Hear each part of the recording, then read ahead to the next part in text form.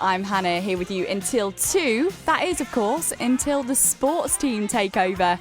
And it's a big weekend for sport. The footy is back. Now, you might even be booked on one of the away buses for Scarborough Athletic or Harrogate Town. Their opening games of the season kick off at 3 p.m, as well as York City's, where David Ward is there for us now. Hi, David. I'm down in the capital. Hello, Hannah. Hi, I'm down in the capital at Wealdstone, where it has been raining for the last couple of hours. It's a miserable start to the football season if you look up to the skies. Thankfully, it's what happens on the pitch in front of us that will dictate whether it's going to be a miserable start to the season for York City. We come here full of hope, of course. New owners, record amounts of money being spent as Mikey Morton has helped put this side together in the last 3 or 4 weeks. The big question, I suppose, is have the players that he's brought to the football club had enough time to bed in with those that were here from last season when, of course, City struggled throughout the majority of the season and only ensured their survival on the final day. Wealdstone, in contrast to that, have got a pretty settled squad. They're used to playing together. They had a season's high finish of 13th place last season. So even though there were modest surroundings here at Grosvenor Vale, when you compare it to the LNER Community Stadium, it's going to be very interesting. And I'm sure that York City will be in for a tricky afternoon. We'll have commentary of this one on our FM frequencies and online via BBC Sounds. As you mentioned, the programme starts at 2 and our coverage will start at 3. Thanks, David. Good afternoon. It's 2 o'clock. The home of North Yorkshire Sport. BBC Radio York Sport. Welcome to a new season of BBC Radio York Sport. Saturday afternoons are back. It's been a summer of change to varying degrees for our sides, and they're all hoping for success this afternoon as the football season gets back underway. Harrogate Town starts in League 2 at Doncaster Rovers. But meanwhile, York City are at Wealdstone in the National League. I'm David Ward at Grosvenor Vale for the start of an exciting new era at York City. New owners, the Ugler family, have already splashed the cash by breaking the club's all-time transfer record, but it'll be on the pitch rather than off it, where it'll be decided whether success is about to come to the Minster men. Today they begin their campaign in modest surroundings against Wealdstone. Can they get off to a flying start? We will find out shortly. Full commentary of Wealdstone versus York City to come on our FM frequencies and online via BBC Sounds. You're with BBC Radio York. It's Saturday afternoon, 5th of August, and you would think it's summertime, but for David Ward at the moment at Grosvenor Vale, probably not quite the weather you were expecting for the first Saturday of the football season. Not the weather you would expect on the first Saturday, you're correct, but entirely the weather that I was expecting, having looked at the forecast before we set off this morning, Jeremy. Although, having said that, it does seem to have just brightened up a slight bit. But yeah, it's a miserable day, to be honest, for early August. Let me bring you this York City team news then, because Mikey Morton has handed debuts to 3 of his summer signings. Callum Howe, Levi Ando and Dipo Akinyemi all start for York City this afternoon. What I think is more surprising, though, is that he's going in a 3-5-2 formation when virtually throughout the whole of pre-season they've played 4-3-3 of York City. So that's a bit of a shock. I'll run through that team for you. David Stockdale's in goal. The centre-backs are Adam Crooks, Callum Howe and Michael Duckworth. The wing-backs, Messiah Kuyar is going to play as a left wing-back, so that is a little bit out of position for him on the left-hand side. Levi Ando on the right. The holding midfield player in the centre is Paddy McLaughlin. To his left is Dan Pybus. To the right is Ollie Dyson. And a front two, Dipo Akinyemi alongside Linnell John Lewis. On the bench for York City, a Campbell Hurst, Castro, Woodyard, who many people thought would play here today, and Latty Fairweather. That means the 3 players that have travelled and are not involved are Mitch Hancox, Cedric Main and Finlay Barnes. Former York City striker Ian Dunn is alongside me. First of all, the team news, Ian. Yeah, I mean, we've come here, it's exciting stuff. You know, we didn't really know what team was going to be selected. Mikey and his coaching staff have seen what's gone on in pre-season and they've determined that this is the team to start the season. I mean, it's interesting, 3-5-2, because I was fully expecting 4 at the back. But, you know, Cordner isn't available. I'm guessing a left-back there isn't one available to play or to start. Latty Fairweather's been doing that in pre-season. Well, he's on the bench, is Latty Fairweather. So, yeah, you can change it. But, yeah, that big shot for me, really. I thought we were going to go with 4. But, listen, the management have had a good look at pre-season and they've got players missing today that maybe would slot into those positions. They maybe had to make a slight tinker. Front 2, I am happy about that. Yeah. Because I don't like it that often when last season he struggled at times, I think, did Linnell John Lewis to the centre. If he wasn't getting the support from out wide, at least now he knows he's got someone up there with him. Yeah, he's got. How many times did we cry out he needed some support, some help up there on his own? Now he's got it. He's going to have a big lad alongside him, fast lad, and maybe you'll see John Lewis in a slightly different role. He could be more of the sort of traditional 10 with Dipo Akinwumi being the number 9. I'm not quite sure how that'll work. You can't. Very rare you see 2 number 9s playing up front together. Do you know what I mean? So I'm imagining that LJL might just be that player who is in and around Akinwumi. I suppose the good thing with the formation, the 3-5-2, is the 8 players that were here last season. This is how City played last year, so it's going to be it's not going to come as a shock to those players. They'll know what they're supposed to be doing. Yeah, I mean, listen, they've been training for 5-6 weeks as well. So as a team, I'm sure they didn't just train with 4 at the back. Yeah. So they've done a lot of training sessions with the 3 at the back, which you've got to do throughout a season. Teams do change, and they do change formations to conditions. So it's a bold-looking team, and I'm looking forward to seeing how Akinyemi plays alongside LJL, because, like you say, a bit of support for John Lewis up there is what he needed. I imagine, though, most of the chat about the team is going to be on the midfield, because it's the same midfield that struggled at times last season. Yeah. I mean, it's the elephant in the room. That midfield hasn't changed. However, they've got Stockdale at the back, they've got Howe at the back. It's a strong spine. But yeah, the midfield is always going to be questions about that because it was last season's midfield and the new players haven't been brought in. But that's just because we've got a squad, and obviously players. Well, we know speed yet, and that's it. We know that Mikey doesn't feel as though the players that he's brought in during the summer, or the club have brought in during the summer, are yet at the required fitness levels that he would like. Yeah. So these lads, the Paddy McLaughlins, the Dan Pybus, and the Ollie Dysons. Yeah. He basically has said they're fitter than the likes of Kevin Castro, who we know has been there the whole of pre-season, but was struggling with an injury at the start of it. Yeah, and you got Paddy in there for his experience. He will lend that to the team that's looking fairly new. There's a few new players in there. I look at the midfield, and that's a little bit. It's kind of last season's, but the other thing for me is Levi Ando on the right wing back and Maz Kuya. Well, Maz Kuya is the interesting one of those two, isn't he? Because that's not his position. He's going to be. You would think he's going to be an attacking wing back. So they need City to be on the front foot. Otherwise, you could have a few issues this afternoon. Which makes the midfield more sensible, because if you have got attacking wing backs, Dyson, Paddy, Pybus, they're 3 players that will hold that position. They will be strong in there. But if nothing else, our thing last season was there wasn't enough creativity for midfield, whereas if you've got flying wing backs that are creative, then that 3 midfielders, they're all solid, dependable players. But I'm looking on the pitch, and Maz is left wing back. I'm looking on the bench, and you got Lati Fairweather, I suppose, who could probably come on. But what's happened to Mitch Hancox? He's down there. I am surprised he's not on the bench. He can play a lot of positions. He's a bundle of energy. He doesn't look injured. So that for me is the surprise of today. But that's going to happen when you got a squad of so many players. So there you have it, Jeremy. 3 players making their debut here for York City in a 3-5-2 formation. That is going to be an interesting afternoon. Let's see how things unfold. Thank you, David. Thank you, Ian, for now. We'll be back with you shortly. Let's take you to the capital now and recap the team news for York City. David Ward.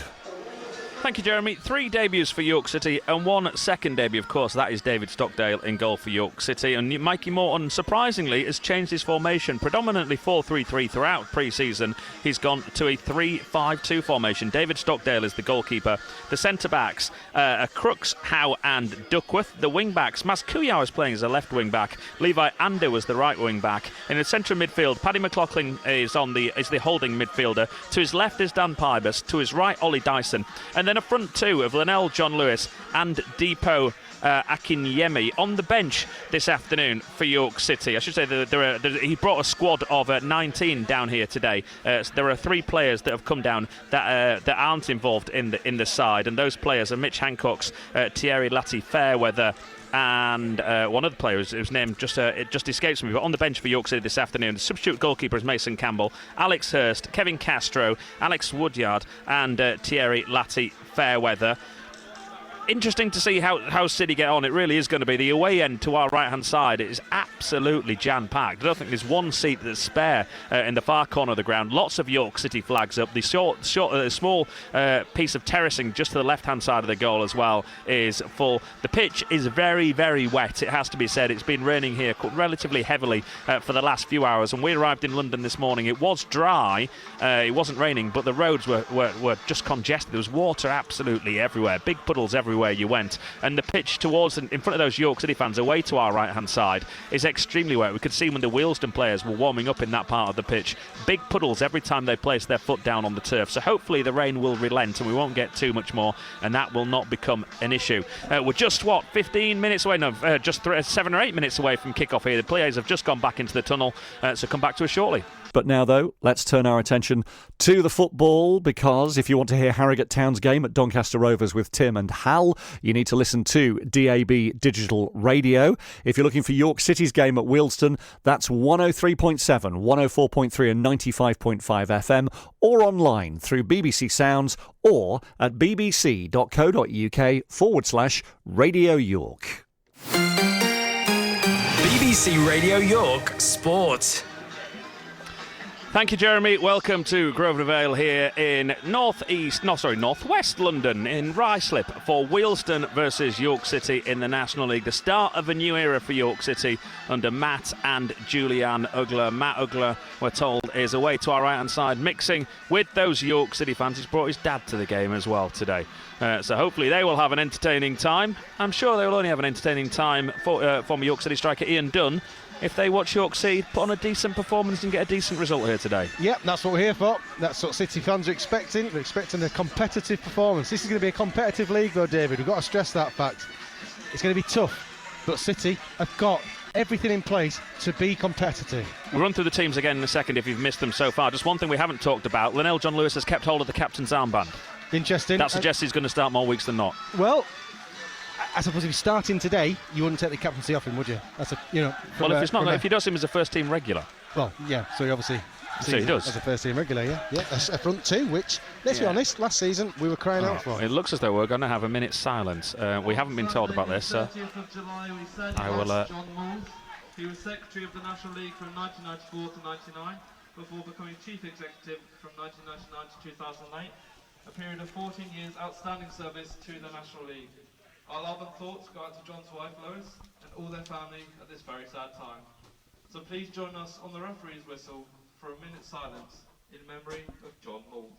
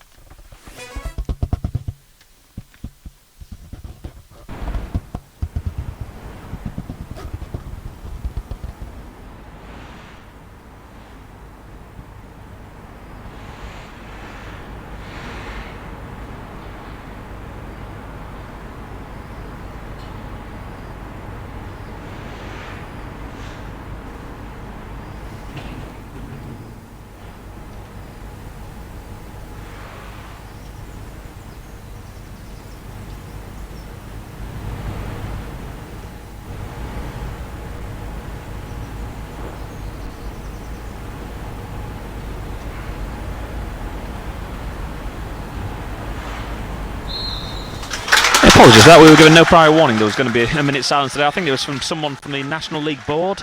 Yeah, I think that's what died over the summer. We're struggling to hear at the back of the stand. Let me quickly run through the two teams for you then. York City, surprisingly for some, in a 3-5-2 formation. David Stockdale's in goal. The centre-backs are Adam Crooks, Callum Howe and Michael Duckworth. The wing-backs, Mas Kuyar on the left and Levi Ando on the right. In midfield, Paddy McLaughlin's a holding midfielder. Dan Pybus to his left. Ollie Dyson pushing forward on the right. And the front two of Deepo Akinyemi and Linnell John Lewis. For Wealdstone, they have Jed Ward in goal. They're in a 3-4-3 formation. Their centre-backs from left to right. Jaden Mundle-Smith, Jack Cook, the captain, and Charlie Barker in midfield. They have Charles Claydon on the left-hand side, Micah Obiero on the right, Alex Dyer and Ashley Charles are in the centre, and then the front three, Taryn Alarakia, who scored one of the goals here when York City came in February, is on the left, Tavon Campbell through the centre, and Olufella Olamola is on the right-hand side. York City are going to get this game underway.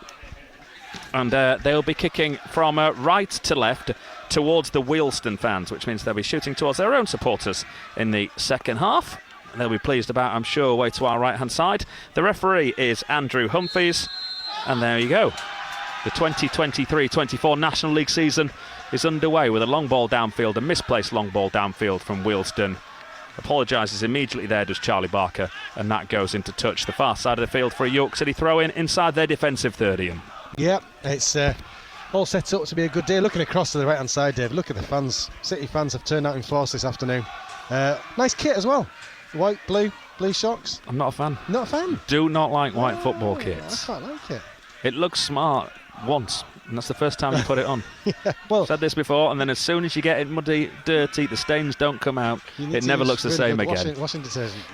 Depot turns away from his man really well, tries to feed it through to John Lewis. John Lewis, edge of the area, puts in the tackle, falls to Depot in the penalty area. He's bundled out of it, and the ball's bumbling around, and then suddenly hacked clear by Wealdstone. But Depot turned away from his marker there, really nicely in the centre of the pitch. I tell you what, he's a specimen, isn't he? Look at the size of the guy. He's like a middleweight.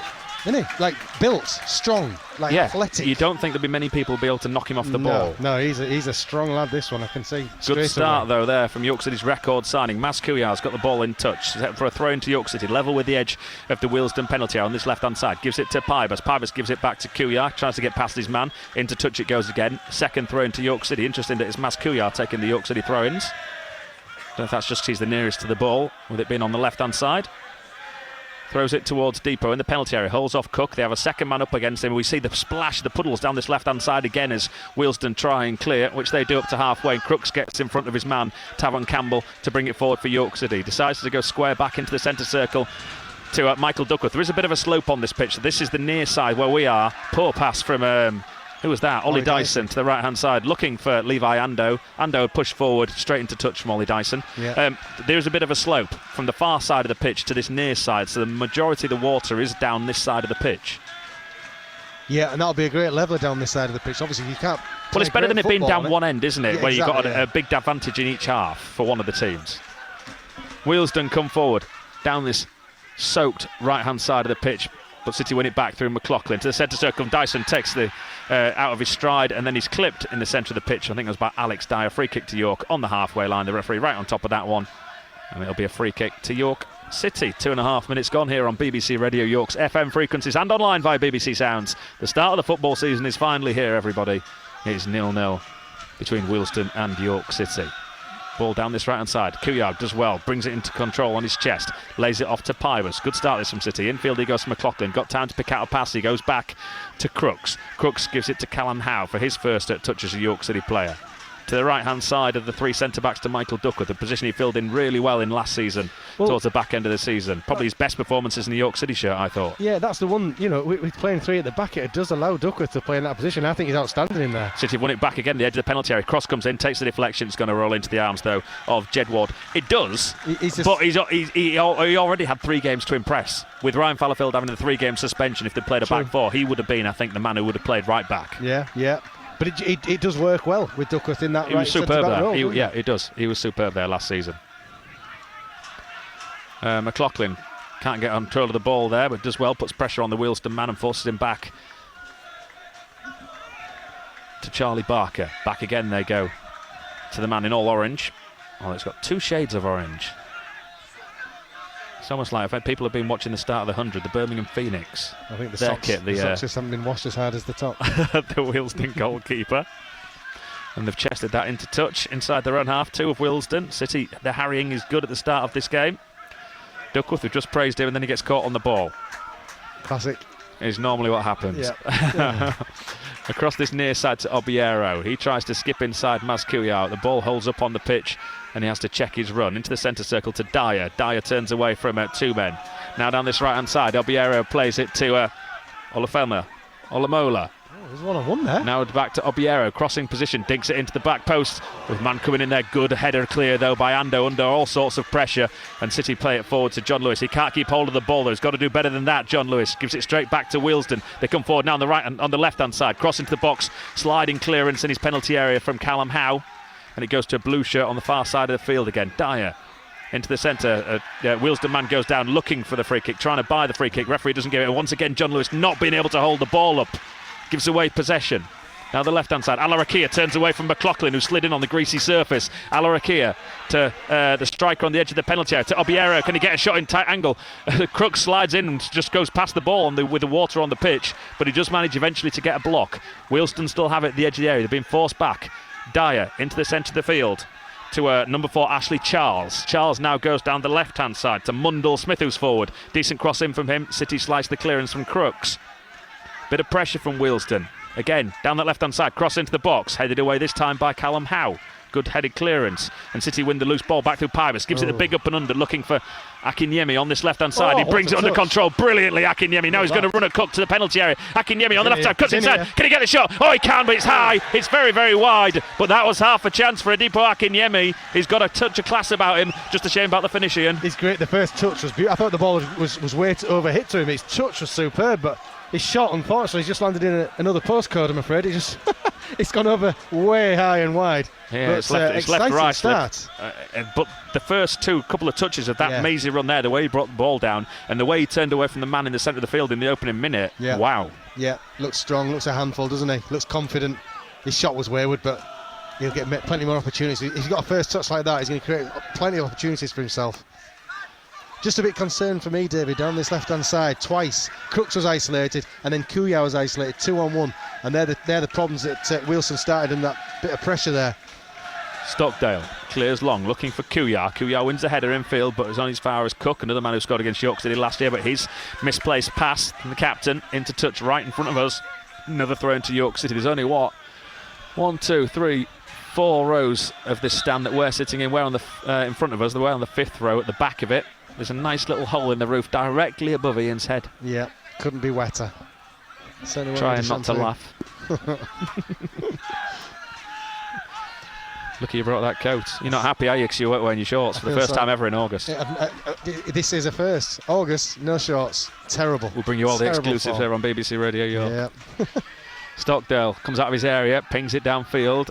John Lewis beaten to that in the air this time. Crooks to Kuya. He's got room to manoeuvre down this left-hand side of Mas Kuya. Gives it to Pybus, who's come across. He goes in field to McLaughlin. McLaughlin keeps it simple, gives it back to Crooks on halfway. City spreading the ball from left to right to Michael Duckworth. Long ball downfield. Too long. Easy for Jed Ward to come out and claim at the edge of his penalty area. Mikey Morton, he's got his shorts on over there. So is his assistant Tony McMahon on the edge of their technical area, both hands in pockets. Watching on in the away dugout. And Scott Barrow as well, we should say, he is here today with York City. Not in a coaching capacity, I don't think. No, he's just had a quick chat with him before the game, and he's back in training, just strengthening his body up and preparing himself for getting back into full contact training, he called it. So hopefully he can get himself fit. Mitch Hancock, you see him just to the right behind the barrier, in with the crowd. If there were any fans standing there, right in front of the toilet block over there is Mitch Hancock's behind the barrier, watching on. Directly opposite us. Oh, yes, yep. Watching the scores. Watching the scores. City try and come forward again. Akinyemi can't get there this time. And they turn away. De Wealdstone. Pybus caught on the ball. Was too slow there. Falls to Tavon Campbell. He plays it across the left-hand side. Tavon Campbell played with Tyler Cordner for a spell last season at Aldershot. Cordner not fit enough to play here today. Are expecting him though to be fit for next Saturday at home to Kidderminster. Wealdstone come forward down the right hand side into the penalty area. It goes to Olamola. He gets a cross in, cut out again by Callum Howe. Everything that's come near him, Callum Howe's dealt with the most simple and confident manner. He does look a really good player, Callum Howe. He was one of the most impressive signings for me. Absolutely. He's someone I've seen quite a lot of in recent times. Saw a bit of him at Harrogate Town when we had Simon Weaver in the other night. If you haven't listened to the preview programme, it is available on BBC Sounds. Have a look on our Twitter feed at BBC York Sport.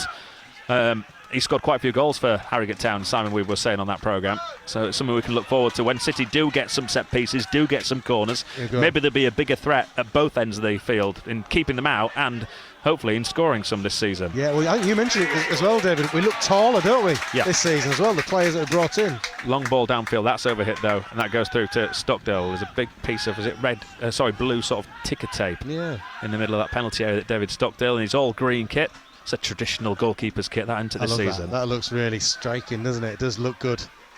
That is like you said, traditional goalkeeper's kit. All green. Is that the official colour there? Traditional goalkeeper's green. Full kit, yeah. Full kit what, Philip? Oh, yeah.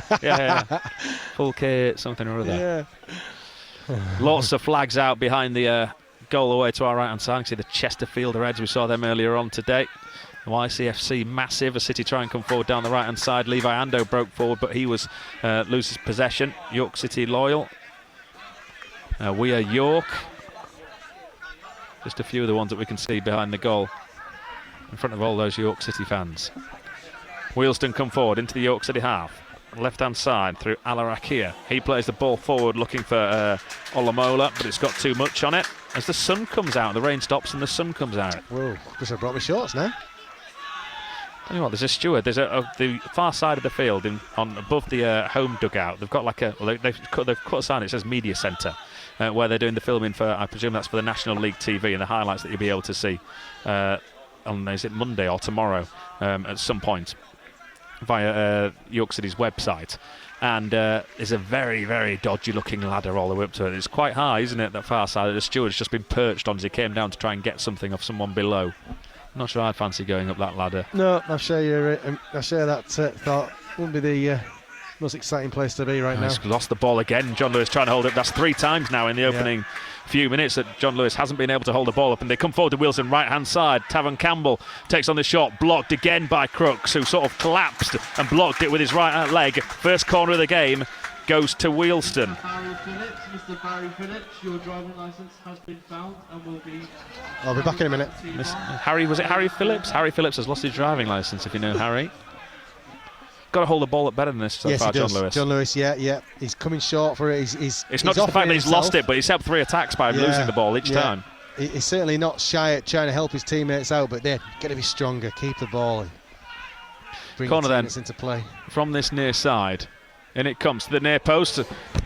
John Lewis was it this time. Brilliant defensive header from him. He was almost at sort of like knee level in the centre of his penalty area, and he headed clear. York City try and set up a counter-attack. Akinyemi gets it tight on this left-hand touchline on halfway, and he gives it back to McLaughlin. McLaughlin to Pybus. Pybus spreads the play nicely to Duckworth, who's in lots of space on the right-hand side. He gives it to Levi Ando. Ando, one of the many new players. Spent a spell last season at Hereford. Former Ipswich man. Pybus gets it again for York City on the left-hand side. Gives it to Callum Howe. Howe to Duckworth. Duckworth to Dyson. Dyson under pressure goes all the way back from inside his own half to David Stockdale, whose distribution I think will be one of the highlights of the opening stage of this season. So good with his feet. Brilliant ball out to his left-hand side to Kuyar. Kuyar's got him round the back for that one ball. Kuyar bursts into the penalty area. There's cover now. Takes on Cook. Comes inside. Shot goes in. Blocked. Just goes the wrong side of the post from a York City perspective. City win their first corner kick, but that was all because of one brilliant ball forward from David Stockdale, and then Kuyar getting away from his man who dived in. It was just on cue as you were talking about David Stockdale's ability on the ball. Yeah, it's fantastic, and that ping out to Maz Kuyar was excellent. Kuyar's control, brilliant, got into the box and just pulled it to the left and won his team a corner. We'll bring some latest scores in a second. We'll just wait for this corner to come in. It's going to be Michael Duckworth who comes across to take it. We've got some big lads that will go in there for the attacking set piece here. Coming up to 14 minutes gone. BBC Radio York 0-0 between Wealdstone and York City.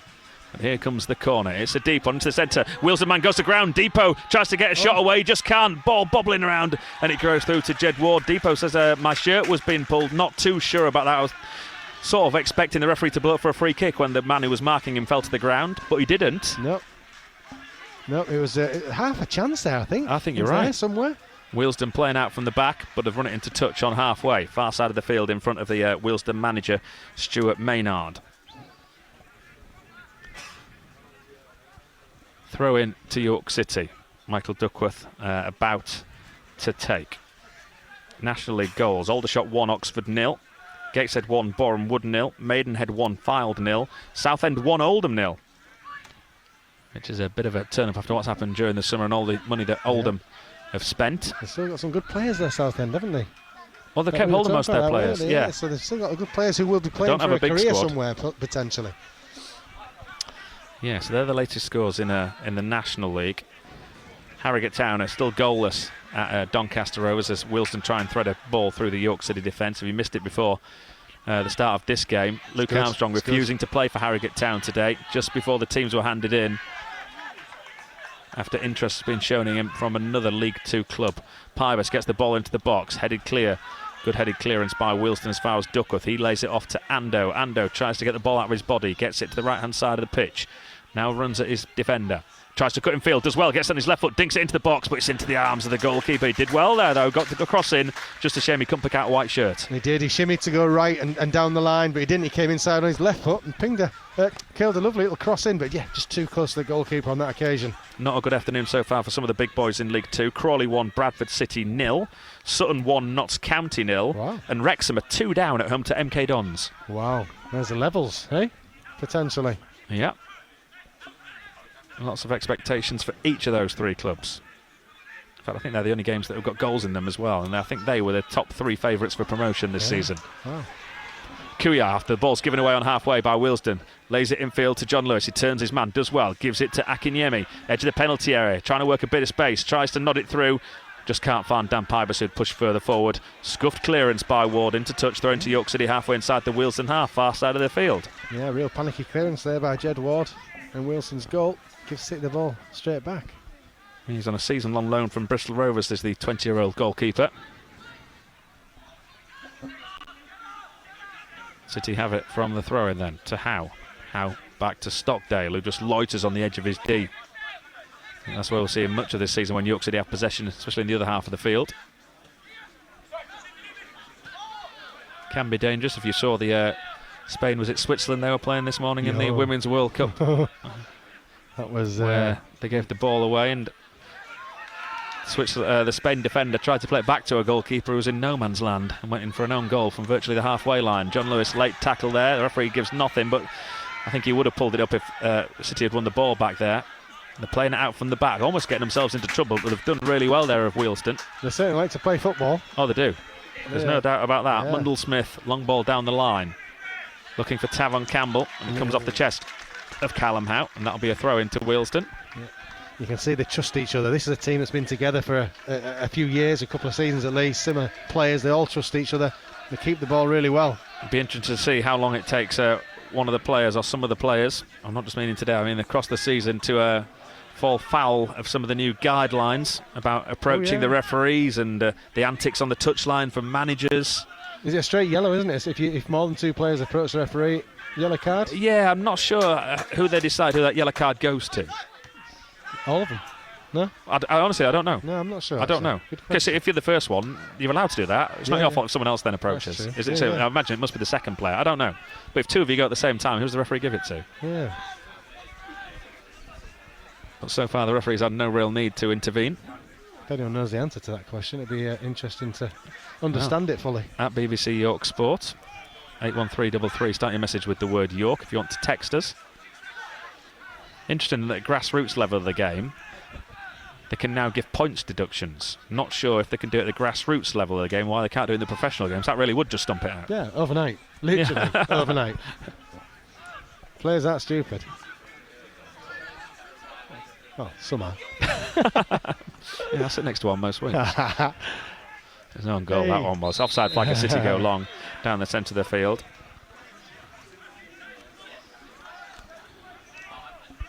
Free kick for Wealdstone just outside their own penalty area, which they take quickly. Barker to Mundell Smith. Back to the goalkeeper, Jed Ward. Back to Barker. Turns away from John Lewis. Now he goes to the left-hand side for Mundell Smith. He plays it long down the line. Brought under control over there by Charles Claydon. Back they go to Wealdstone. And there's a foul, is there? No, I thought it was a foul by Paddy McLaughlin. Wealdstone certainly thought there was. The referee's tried to let things go on. He lets things go on there, but then City give away the possession. Ollie Dyson, a sloppy pass this left-hand side, doesn't find Kuyar, and it goes into touch. Yeah, the referee isn't going for his whistle too quickly, I've noticed in this. He's hardly blown it, has he? He's letting things go, which is good to see. Yeah. Cook, the former Woking man, the captain.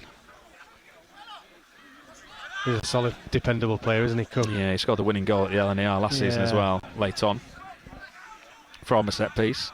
So another one that City failed to defend that afternoon. In fact, I think they failed to defend both Wealdstone's goals that day were from set pieces. Yeah. A different case this season with the height we've got. You would have thought so. They've managed to find a bit of space though behind Dan Pybus here, and they're trying to thread it through Wealdstone, but then it's cut out by Crooks. I think Pybus is saying Adam Crooks should have helped him out a bit there, but Crooks got him out of a bit of trouble as far as I was concerned. And then Pybus is fouled in the centre of the field. He's still having a go at Crooks' Pybus, and Crooks is pointing his finger at Pybus. He's not happy. I have a bit of sympathy for Adam Crooks. Yeah, I do as well. I think Pybus got caught out there.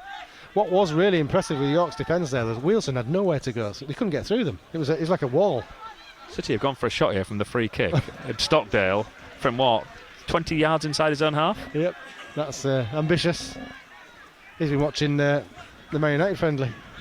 Well, that's another goalkeeper today that hasn't maybe covered himself in glory. Man United's good new goalkeeper, making his debut at Old Trafford, and he's been beaten from a long, long way out, virtually halfway. Having a little daydream maybe at the edge of his area, and the ball's just been belted over his head. He's not managed to get back. Onana? What's his name? Onana. What's his name? Your jokes are absolutely... They've not improved over the summer, have they? You've had 3 months to work on these. Oh, dear. Long ball. Don't worry, we'll test you out in a bit. Oh, you got this. You're going to test me, are you? Oh, there's lots to test you out on That this means- summer. that See means how closely you've been following the transactions at York City, the comings and goings. That means you're really confident that you've probably got something that I'm I've very not got the answer confident. for. I'm very confident. Just let me know when you're ready to start. I'm ready. You're ready? All right. Here we go. Which York City player comes from Suriname? From Suriname. Suriname. It's got to be. The clock will be starting soon. It's got to be Akinyemi. Do you want to have a second guess? Long ball downfield all the way through to Jed Ward again. Oh, do you know what? Is he playing today? I don't give clues. Levi Anda. No, I'll give you a third guess. That may not help you. Matty Fairweather. Cedric Main. So that's not out he of one. Suriname? I'll give you another one in a bit. Suriname. There's some good players come from Suriname, though, isn't there? Name one, David. Yeah? Go on, you give us one. I might be wrong. Suddenly not that confident. Wasn't Ruud Hullet, wasn't he? I don't know, was he? Mm. Free kick then to might be wrong. Wealdstone. Oh, they're going to let the goalkeeper go all the way across that far left-hand side to take it. Which player originates in Holland? The Netherlands. Easy. Go on. Manny Duku. I think you'll find Manny Duku is no longer at this football club. Try again. That's one guess down. That's not a guess. I was giving you that for fun.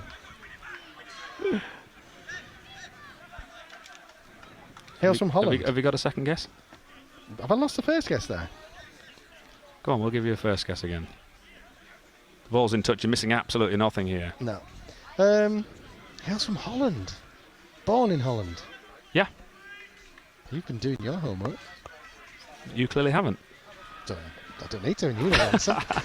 We're waiting for someone to go into the stand to retrieve the ball. That's why there's a hold-up in play.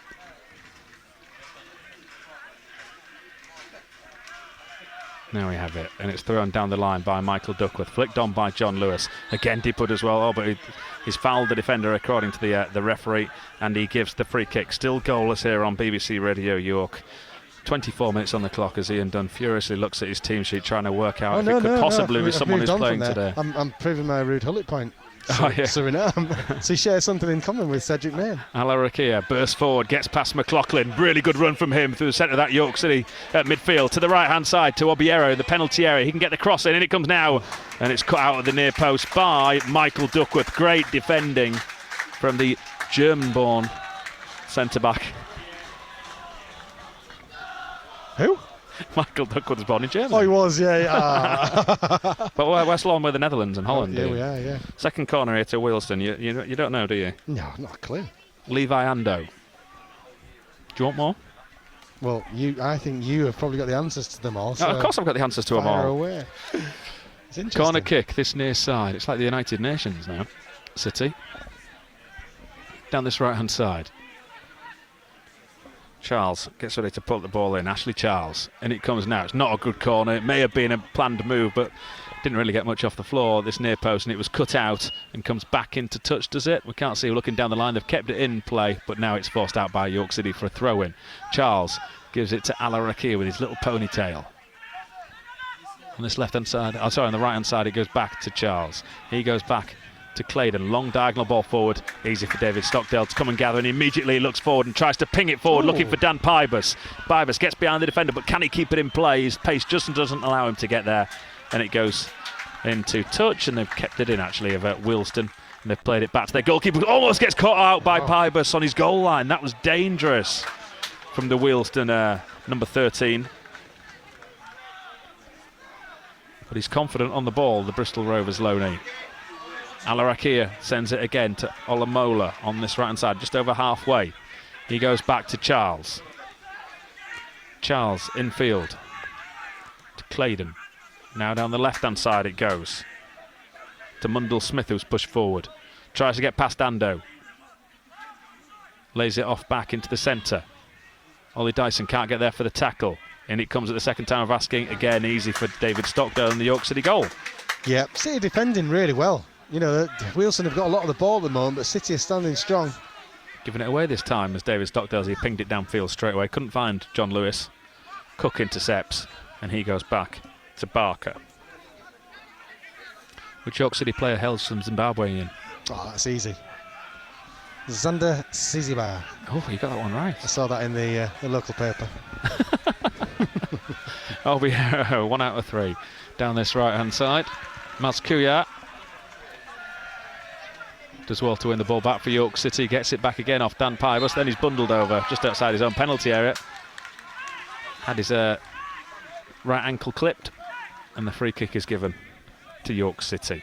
So it's 0-0. BBC Radio York on the opening day of the football season. Let's have a look and see if we can bring you news of goals elsewhere in the National League. Aldershot 1, Oxford City 1. Oxford City have equalised. Barnet lead Hartlepool by a goal to nil. It's 1-1 between Chesterfield and Dorking. Gateshead now 2 up on Boreham Wood. Maidenhead 2 up on Fylde. Southend still a goal up on Oldham. Harrogate Town, if you want to go on to DAB, they are goalless against Doncaster Rovers, but of course you want you to stick here with York City as Dan Pybus is harried in the centre of the field and gives the ball away, puts it into touch on the far side of the field. Thinks he should have been given the decision by the referee. I'm not sure he wasn't fouled there, to be honest. He dwelled on it though. He gave the opponent the chance to put him off the ball, and that's something Dan Pybus has maybe got to sharpen up on, is his distribution. At times. What do you think of the change that Mikey Morton has made with him and Paddy McLaughlin? Because he tried it at the back end of last season, didn't he? He swapped them around. It was Paddy who's the holding midfielder rather than Dan Pybus, and he's playing a little bit further forward as Wealdstone come forward down the right-hand side. Play to Alarakia, edge of the area. This has been too easy for them to get forward. Alarakia has his shot blocked by McLaughlin, and City are able to clear, but straight back to a blue shirt it goes. Charles into the centre to Dyer. Dyer, central midfielder, number 5 on his back, still seems wrong. Ball forward, appeals for offside, and the linesman's flag does go up on this near side. Free kick to York City. Yeah, I think Paddy's he's the trusted player, isn't he? He's got that experience. He can hold his position well, and maybe they think there's more to come from Dan Pybus in an attacking role rather than just that holding midfield role. He's pulled back there. Is at Kuyar as he tries to run forward down the left-hand side. The referee gives it. Kuyar wants a booking for his marker on this left-hand side. I think the referee is going to get his yellow card out, and this is it Obiero. It is going to be. Well, the Wilson fans think he got him booked, but I thought there was a definite yellow card. He definitely pulled him back. Oh, yeah. Did Micah Obiero, and he's the first player this season to go into the referee's notebook. And you'll know where Michael Obiero used to play, won't you? Of course. One of your lot, isn't he? It is. One of your many other teams? Yeah. Up in West Yorkshire? Yeah, one of the H's. Yeah. Huddersfield Town Academy. 3 gentlemen and a little boy decide now's the moment to head for, well, I don't think they're going to the exit. Maybe to go and get something to eat, but we could do them sitting down for a second because we can't see what's going to happen from this free kick. Pick your moments, gents. We can now, they've gone out of the way. Duckworth then over this free kick. It's about 10 yards away from the corner of the penalty area. Raises his left arm. Pings it in right-footed. It's a deep one to the back. One in the air by Callum Howe. Yeah. Just couldn't find a white shirt. Well defended by Wilson. Howe hooks it back in though again. Depot gets some space. Oh, I had a free shot on the penalty spot. He couldn't connect. That was a chance. It's a big chance for a striker like that. The goals he scored, middle of the goal, just connect. If he connects, it's What a waste of money seeing the Wealdstone fans. 'Cause they know that he's cost a fair penny. Yeah. But did you notice something there? Callum Howe. Twice. Corner. Twice. Won the header and then lobbed the ball back in. He's a good player.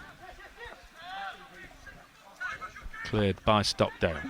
Clearly going to be a threat. Down the right-hand side to Ando, who's maybe the biggest surprise name to be in this team today. The ball goes behind, and it'll be a goal kick.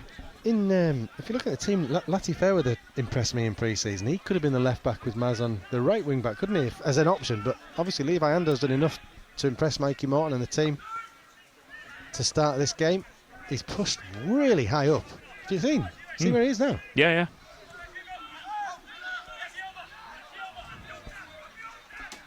Wealdstone come forward again, playing out from the back. But that's a long ball. They've got right through here. Tavan Campbell, if he could have got there, he managed to escape the attentions of Callum Howe. But maybe to give Callum Howe his dues, he knew that David Stockdale was going to get there. Yeah, the confidence in Stockdale there was clear.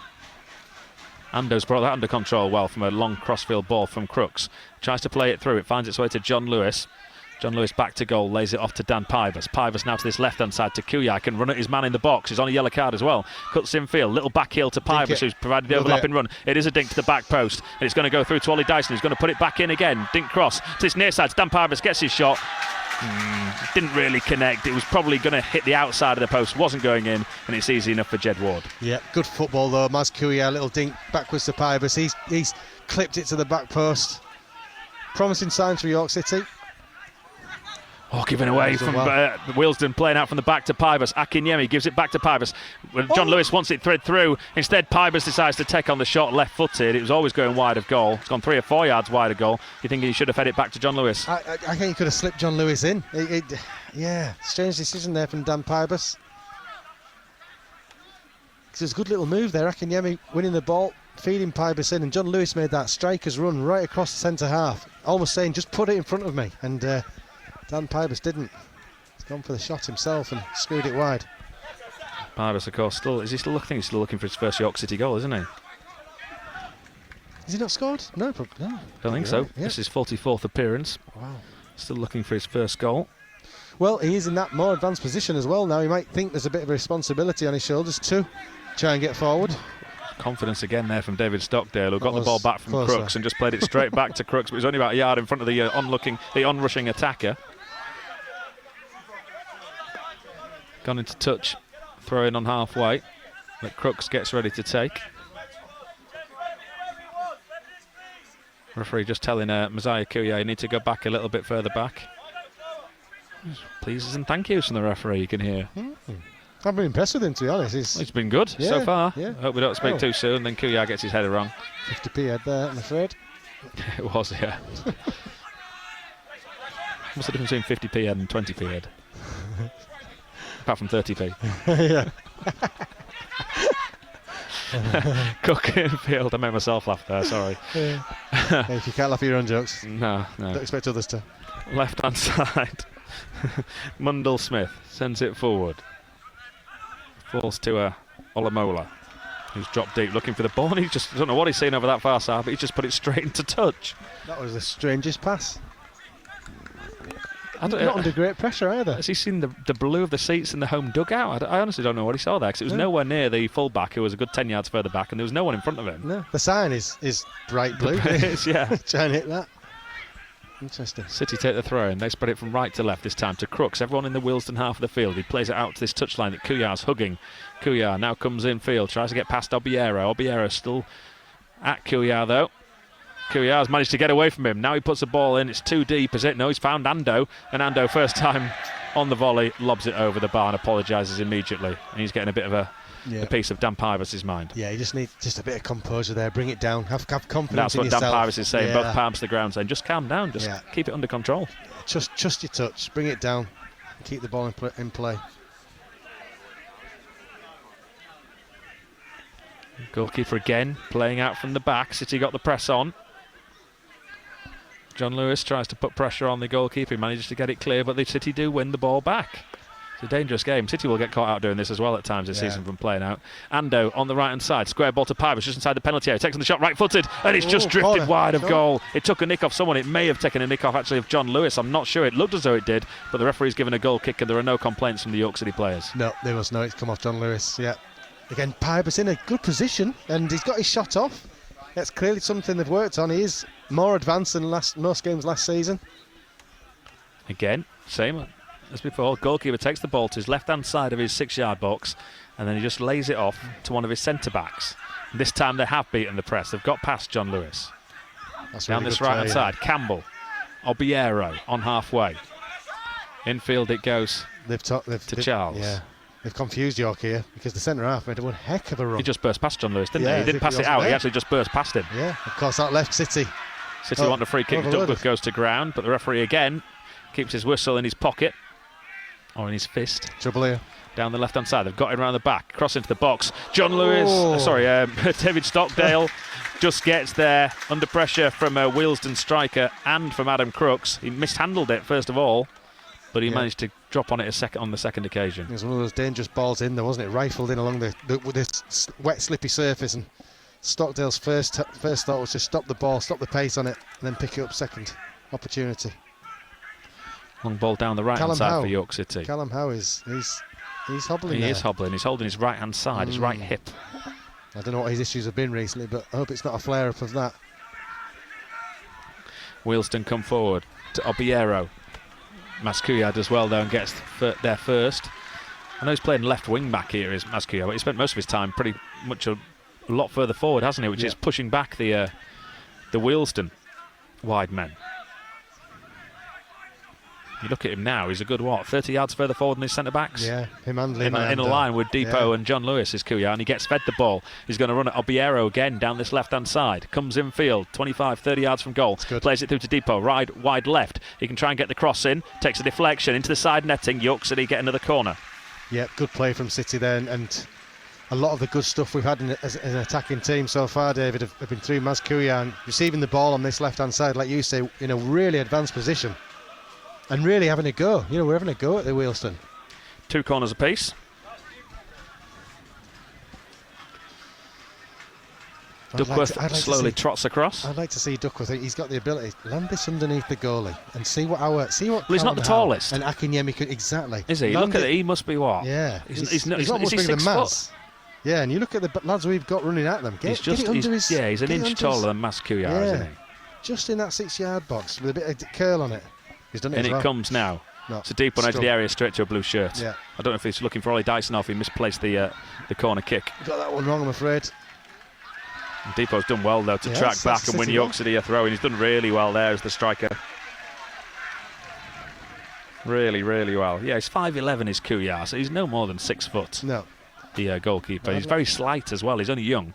Yeah, I'd like to see the ball just hung in and attack it. Attack him. Imagine it was Keith Walwyn and that, he'd be in the back of the net. He would be. I think City, Mikey Morton, if it stays like this, he'll be relatively pleased with what he's seen in the first half. We've looked composed. We haven't looked in any real great danger from Wealdstone.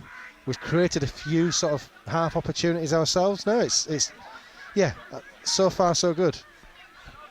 How? On the ball, right hand side. Long ball downfield is not hobbling anymore, and he managed to find Ando. He's got away from his man. He's turned him in the box. Leave Ando. Can he pick out a man? John Lewis on the stretch. Depot scores! It's a debut goal for the top man, Depot Akinyemi, right-footed. He stands in front of the Wealdstone fans, puts his hands to his ears. They stand there in silence. He's mobbed. It's BBC Radio York. Apologies. At that very exciting moment, we've just lost connection with David Ward and Ian Dunn.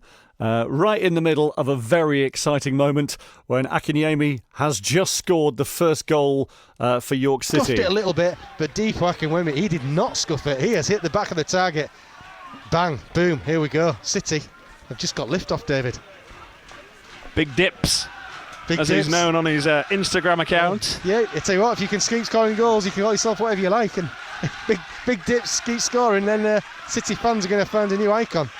Apologies if we lost you for a brief second. Hopefully you heard the goal go in for York City. Dipo Akinyemi with a nice, cool, calm, right-footed finish from 6 yards after the Levi Ando did really well on the right-hand side to get the cross in. John Lewis got a touch. It fell to Dipo, and he looked cool. He looked composed. And if you're spending the best part of £250,000, if those figures from Scotland are to be believed, you would expect him to find the back of the net, and that's exactly what he did. City lead by 1-0 here at Wealdstone. 5 minutes to go till half-time. He took it with all the confidence of a player that has scored a lot of goals. You know, if you score a lot of goals, you're going to carry that on. You've got confidence in yourself, and he looks a strapping, confident lad. He really does.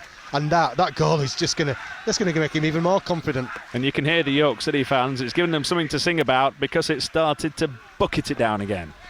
Yeah, I feel sorry for those guys and girls in the they're not covered, are they? They're going to get absolutely soaking wet through. York City fans, especially those in the disabled section in the wheelchairs right at the front, are going to be getting absolutely soaked. It's that rain that really wets you as well. It is. There's a load of stuff being thrown onto the pitch down where David Stockdale is guarding his penalty area. The referee's come to take something. There's a bottle being thrown on from the York City fans. That can only be in celebration. They've surely not. They can't have done anything to their own goalkeeper. I'm not having that. No. Anyway, the referee's gone across to Stockdale, got the bottle off him, and is now taking it to the fourth official at the side of the pitch. Plastic bottle. It looks like a plastic drinks bottle, doesn't it? Like a water bottle you'd take on a run with you or something like that. And you may well be able to hear the rain. It's absolutely siling down again. Long ball downfield. Great British summer, David. Yep. But we don't care, because City are leading by 1-0. Exactly, yeah. McLaughlin, I wonder if they brought a change of kit for half-time, so they're going to be absolutely drenched. It can't be very nice for a footballer to be playing in a kit that is completely soaked to the skin. It's not very nice sat here, right? I think we're in the middle of Storm Anthony here. It's coming from nowhere, this one. Yeah, it can stop, because it's pretty wet on the pitch already down this right-hand side. Appeals for handball against Mascuya. Referee gives it. He says it's my shoulder, but I can understand why the referee gave the decision to the home side. Dyer plays it across to the left to Mundell Smith. Wealdstone come over halfway. No one's gone to stop Mundell Smith here. Dyson eventually has got there, puts the brakes on. But the trying to break past Levi Ando does really well for York City, and then the clearance from Michael Duck with his charge down, but Ando once again is there to help, and he slips as he clears it long. He's done well there. He's done really just well. Get the ball clear. Yeah, I agree. Don't take a chance. He's having a good game so far as Levi Ando. Forward on this right-hand side now for Wealdstone to Obiero. Kuyar forced back just outside his penalty area. Obiero plays it to Cook, who's burst forward. The centre-back to Charles. Charles now goes back towards halfway, which is where Cook would ordinarily be, but he's not. And he gets it back. Forced back into their own half to Charles, and has to go all the way back to his own goalkeeper as City get everyone back behind the ball. Akinyemi was putting pressure on the ball there again. He's putting the workload in here, is Dipo Akinyemi. He's not going to be a striker that just waits around up front, waits for chances. No. He is tracking back. Really impressive. Really impressed. I know he scored his goal, that's obviously impressive, but you're right, David, it's his play off the ball. He's working his socks off for his team. Really, really impressed with him so far. That's why you pay the big bucks, isn't it? That level, he's just that level ahead again. Wealdstone down the left-hand side. They cut in field with Claydon.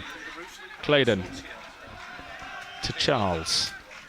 Charles to Mundell Smith. Again, City trying to get everyone back behind the ball, bar John Lewis. Going to come across this near side from Alarakia to Charles. City intercept through Pybus, and he gives it to Akinyemi, the goal scorer. Crook. Kuyar now to Akinyemi, turns away from one man, turns away from two men, having his shirt pulled, still got hold of the ball, also having his shirt pulled off his back, gone into touch. York City get given the throw in, but the referee could easily have given the free kick. He just strikes me one of those so lads strong when he gets going. How would you knock him off the ball? He's so broad. We've seen enough here, Ian, I think, in the opening 45 minutes, that he is a different kind of striker. It's a long time since City have had a striker like him. Absolutely. You know, the goal is the icing on the cake, but you said earlier, David, his work rate off the ball, his willingness to help his teammates as well. He's tracking back. He's a striker. He's tracking back. What you should get. Yeah, but you don't always. You don't always get it, but he is giving us it today. And even that way, it's gone wrong. He's tried to play that, lay it back on the volley with the outside of his foot to Kuyar. He's got a bit too much on it, and it's gone over Kuyar's head into touch. But the confidence he clearly has. Yeah, he's come with full of confidence, and that goal will just totally give him that belief that he can be a success here at York City. Duckworth, I'm not sure what he's seeing there this time, because he's put it straight into touch with no white shirt anywhere nearby. He puts his hands on his head. Here comes the fourth official's board. The trainer hasn't been on in the first half. There haven't really been any stoppages, so I imagine it's only going to be one that goes up on the board. Although they are supposed to be playing more time this season, of course, for every time the ball goes out of play. They're supposed to add a little bit extra on, aren't they? A bit like during the World Cup. Is that last at their discretion? Year. It's at their discretion, but they're not. But they're supposed to be trying to keep the ball in play as often as they can by adding on extra time. Down the left-hand side come Wealdstone, knocked away at the near post, I think, by Duckworth. Good header clear. What's that board say? It says 7. Hey? 7 minutes. There you go. Trainer's not been on. 7 minutes injury time. Hey? And that is unbelievable. 7 minutes of added time. And it comes now from this near post. This is something we're going to have to get used to every game. Is this the World Cup? Yeah, it's now factored down to the Football League, the EFL, the Premier League, and the National League. Wow. But that's 7 minutes without the trainer being on and without there really being any. There's one stoppage the far side of play, and we were playing our little game when the ball went out the stand and behind the goal. Yeah. So you could imagine maybe 2 minutes for that. Shot comes in on the angle, edge of the area. It's over Stockdale's bar. But 7 minutes, and there hasn't really been a stoppage in play. There's going to be lots of weeks when we're here past 5 o'clock. Wow.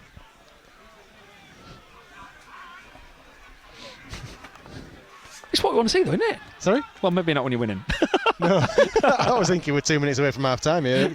You were thinking, what can I get to eat, weren't you? Yeah. What we're going to have. Oh, dear. Peterborough Sports 1, Scarborough Athletic 0, I'm hearing, on the opening day of the National North season.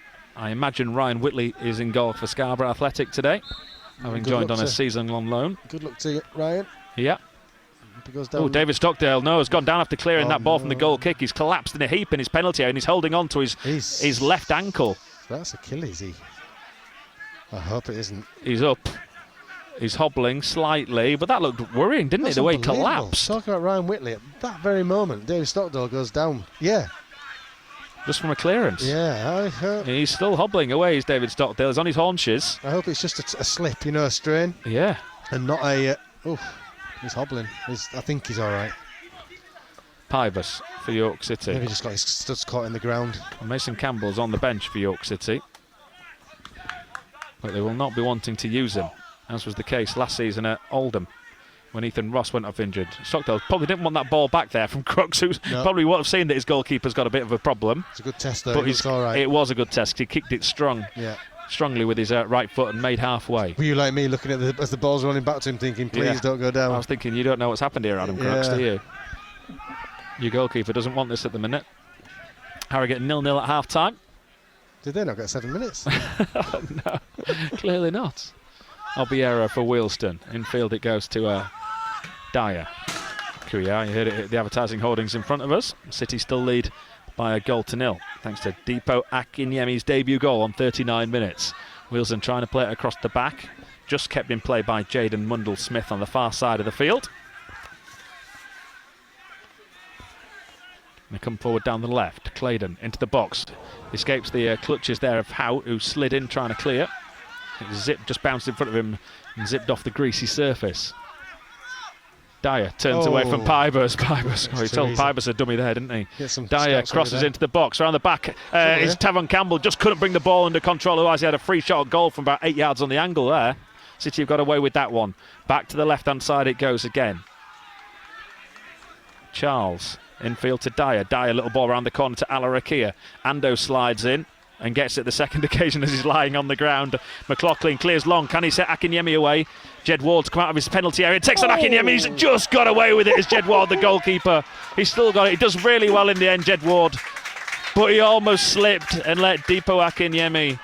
Welcome back to Harrogate Town, listeners. You're welcome us here at Grosvenor Vale as the linesman's flag goes up on the far side with York City leading by 1-0. Deepo Akinyemi with the goal on 39 minutes on his debut for York City. We've got 7 minutes of injury time here in the first half, despite the trainer not being on once in this game, just from a couple of stoppages where the ball's gone out of the ground. But even then, we were expecting 2 or 3 minutes. I'm scratching my head how he's got 7 minutes. But that new interpretation of when the ball goes out for throw-ins or when there's goal kicks and the referee maybe thinks the players are taking just a little bit too long, is within his discretion now to add on minutes, and he's added on 7 out of nowhere. Does that carry on into the 7 minutes? Because in that 7 minutes, yes, there's going to be more minutes added, isn't there? You would have thought so.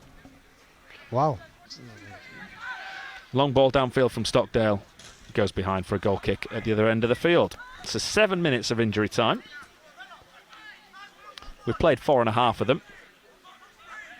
York City are going to be very pleased with their first 45 minutes work of the season. Or their first 52 minutes work of the season. The first hour, maybe. Who knows? Obiero for Wealdstone. Stockdale really, relatively untroubled. One cross that he's had to gather, really, when he's been under pressure. Wealdstone come forward now down the right-hand side. Cook round the corner to Olamola. He puts it into the box. Good play again from Callum Howe. Cuts it out right by his near post, but Stockdale was there waiting. Gives it to Kuyar, and he's managed to find Akinyemi up on this left-hand side. Once again, he's having his shirt pulled, but he's won York City a throw-in. He is so strong. And already, you can see why City was so keen to bring him to the LNER. Yeah. And you have to say he's not played most of pre-season. Oh, right, yeah, he's only going to get better. Yeah. He certainly doesn't look as though he's off the a yard of pace. Yeah, for him it'll be stamina. See how can he last the game? Half, yeah. If he's not had a full pre-season. Oh, he's going to win this ball back to try and play out from the back. Akinyemi, all over the back of him. Akinyemi, edge of the area, tries to get past one too many people. The referee now pulls the player back and he's going to get his yellow card out here against. Who's that? It's not Obiero who's already on the yellow card, is it? No, it's Charles. Not. It's Charles, isn't it? The number 4, the midfielder. The second Wealdstone man to go into the book. Again, Akinyemi looks so powerful. I think getting on the ball and Charles just couldn't get near him, couldn't get round him. And he was just lining up a shot. I'd love to see him rifle. I honestly didn't know what to expect. We've all seen the promotional video, the YouTube video and the clips, but we've seen it for so many players. And they can make players look the world beaters, can't they? And then you see them in the flesh for a couple of games, you think, well, you've cut out quite a lot. There's been a lot of editing done in this. Yeah. But what we've seen so far today... Yeah, he's the real deal. Yeah. Well, he seems to be. Right, free kick to York City, about 28 yards out, just left of centre. Michael Duckworth is the only one over it. So it's going to be the York centre-back with the number 4 on his back this season. He's about to take it. He's having a pop here. I'd follow this Final 20 seconds of the first half. Wall set up on the edge of the D. Right, there's the whistle. Here comes Duckworth, right-footed. Oh, it's high. And it's into the stand behind the goal. Yeah, you expect better from Michael Duckworth. He's got that ability to be better than that, so that was a bit of a letdown. It was a bit floaty as well, even if it was on target, wasn't it? Yeah. And the Wealdstone fans, bless them, can't get the ball out of the stand. Because when they threw it, it hit the roof of the very small stand and bounced back in again.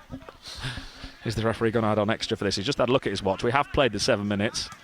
And Jed Ward clears. He's not. That is the half-time whistle. The round of applause you can hear is all coming from our right-hand side. That's where the York City fans are, because they've seen their team lead at the break. Excellent first-half performance, especially from Diko Akinyemi. You come to a football club, you have a huge price tag above your name. What you want to do is get on the score sheet as soon as you can, and he's done it within 40 minutes here, and City lead by a goal to 0. Yeah, composed, controlled, strong, very organised, and they're deserved 1-0 lead at half-time.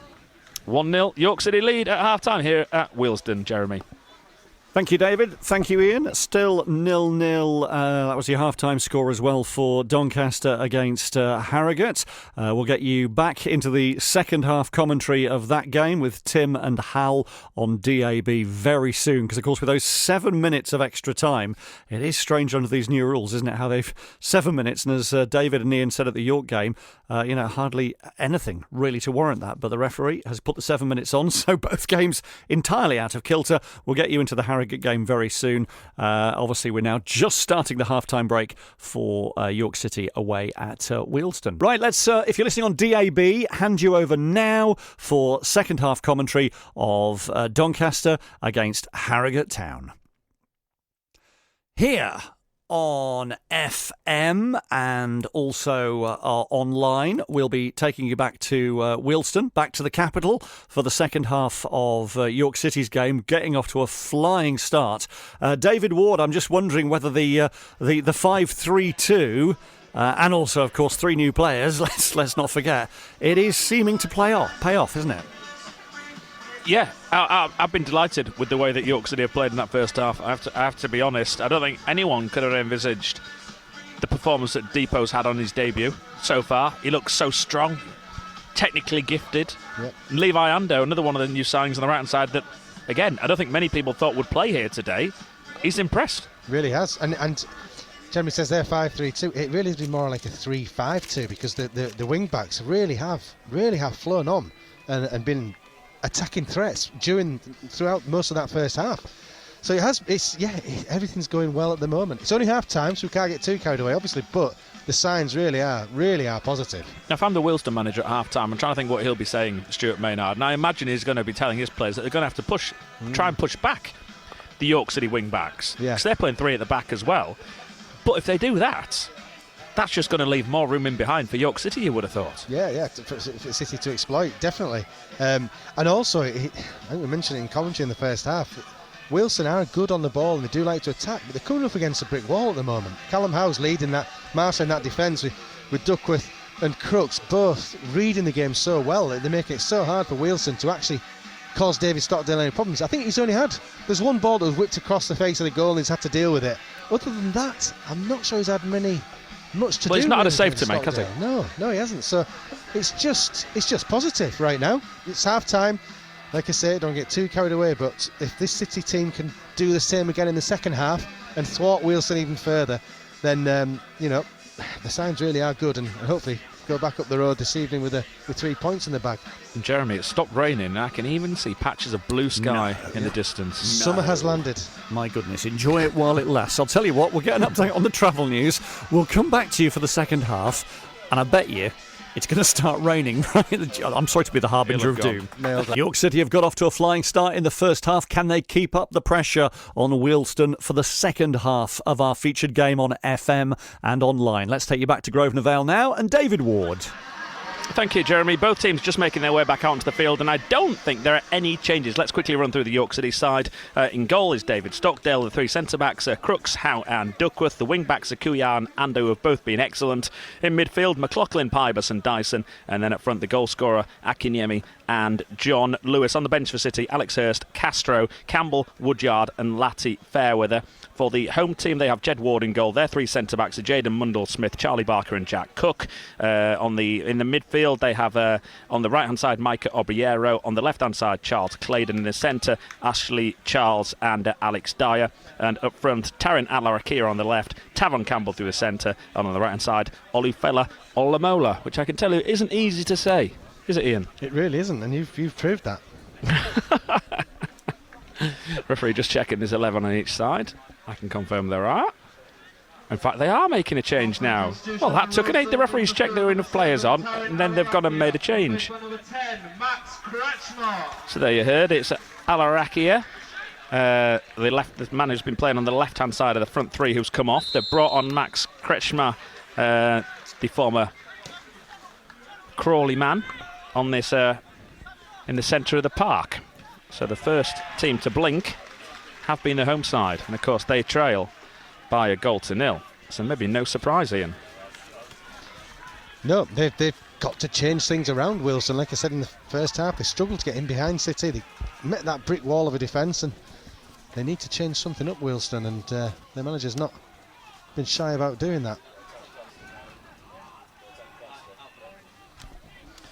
York attacking the end where their supporters are behind the goal. They have it just outside the penalty area with Ollie Dyson. He plays it to John Lewis. John Lewis crossing to the box looking for the goal scorer Akinyemi. It's cut out there before he gets there, and John Lewis has to pick it up again with his back to goal. That's a poor touch from the York City captain as he tries to feed Levi Ando, and it goes into touch, tight against the corner flag for a throw in to the home team. Down the line it goes. Callum Howe does well to put enough pressure on Tavon Campbell. It comes off Campbell. York City get another throw in. 1 minute gone in the second half. City still lead by a goal to 0. Ando gets his head to it. Ollie Dyson just moves the Wealdstone man out of the way.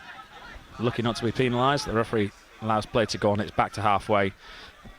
And he's picked up by Maz Kuyar. And the ball comes off Kuyar. He runs it into touch, and that'll be a throw in just short of halfway for Wealdstone. What will Mikey Morton then have said to his play? Just more of the same? I think more of the same. Yeah, I think there'll be things that he will have picked up, stood over there, that he'll want to improve upon. But I think all in all, he'll be saying to the lads, go out, same attitude, same process really of playing football, and keeping confident in the way they're playing, keeping faith in the way they're playing, which is good to see. It's nice on the eye. They're keeping the ball well.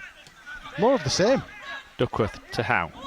To Duckworth, back to Stockdale.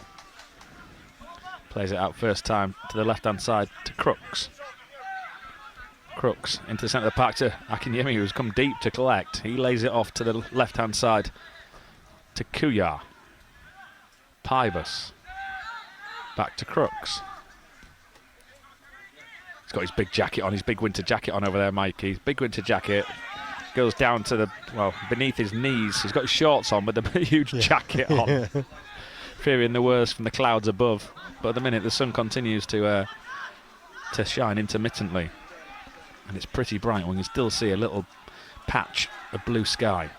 Kuyar comes in field for York City, plays it forward for Akinyemi. Not a great touch from the defender. It wasn't a great pass from Kuyar to start off with, but City almost got fortunate with that. Wealdstone are able to clear.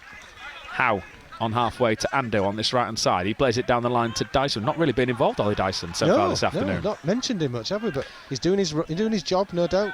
Going about it in a quieter fashion, maybe. City's Clubman of the Year, of course. Pybus to Kuyar. Kuyar's running at Obiero's on a yellow card.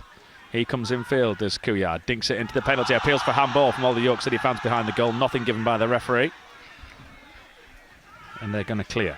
Remember, 2 Wealdstone players in the first half were booked. Obiero and Charles. No City man has transgressed so far.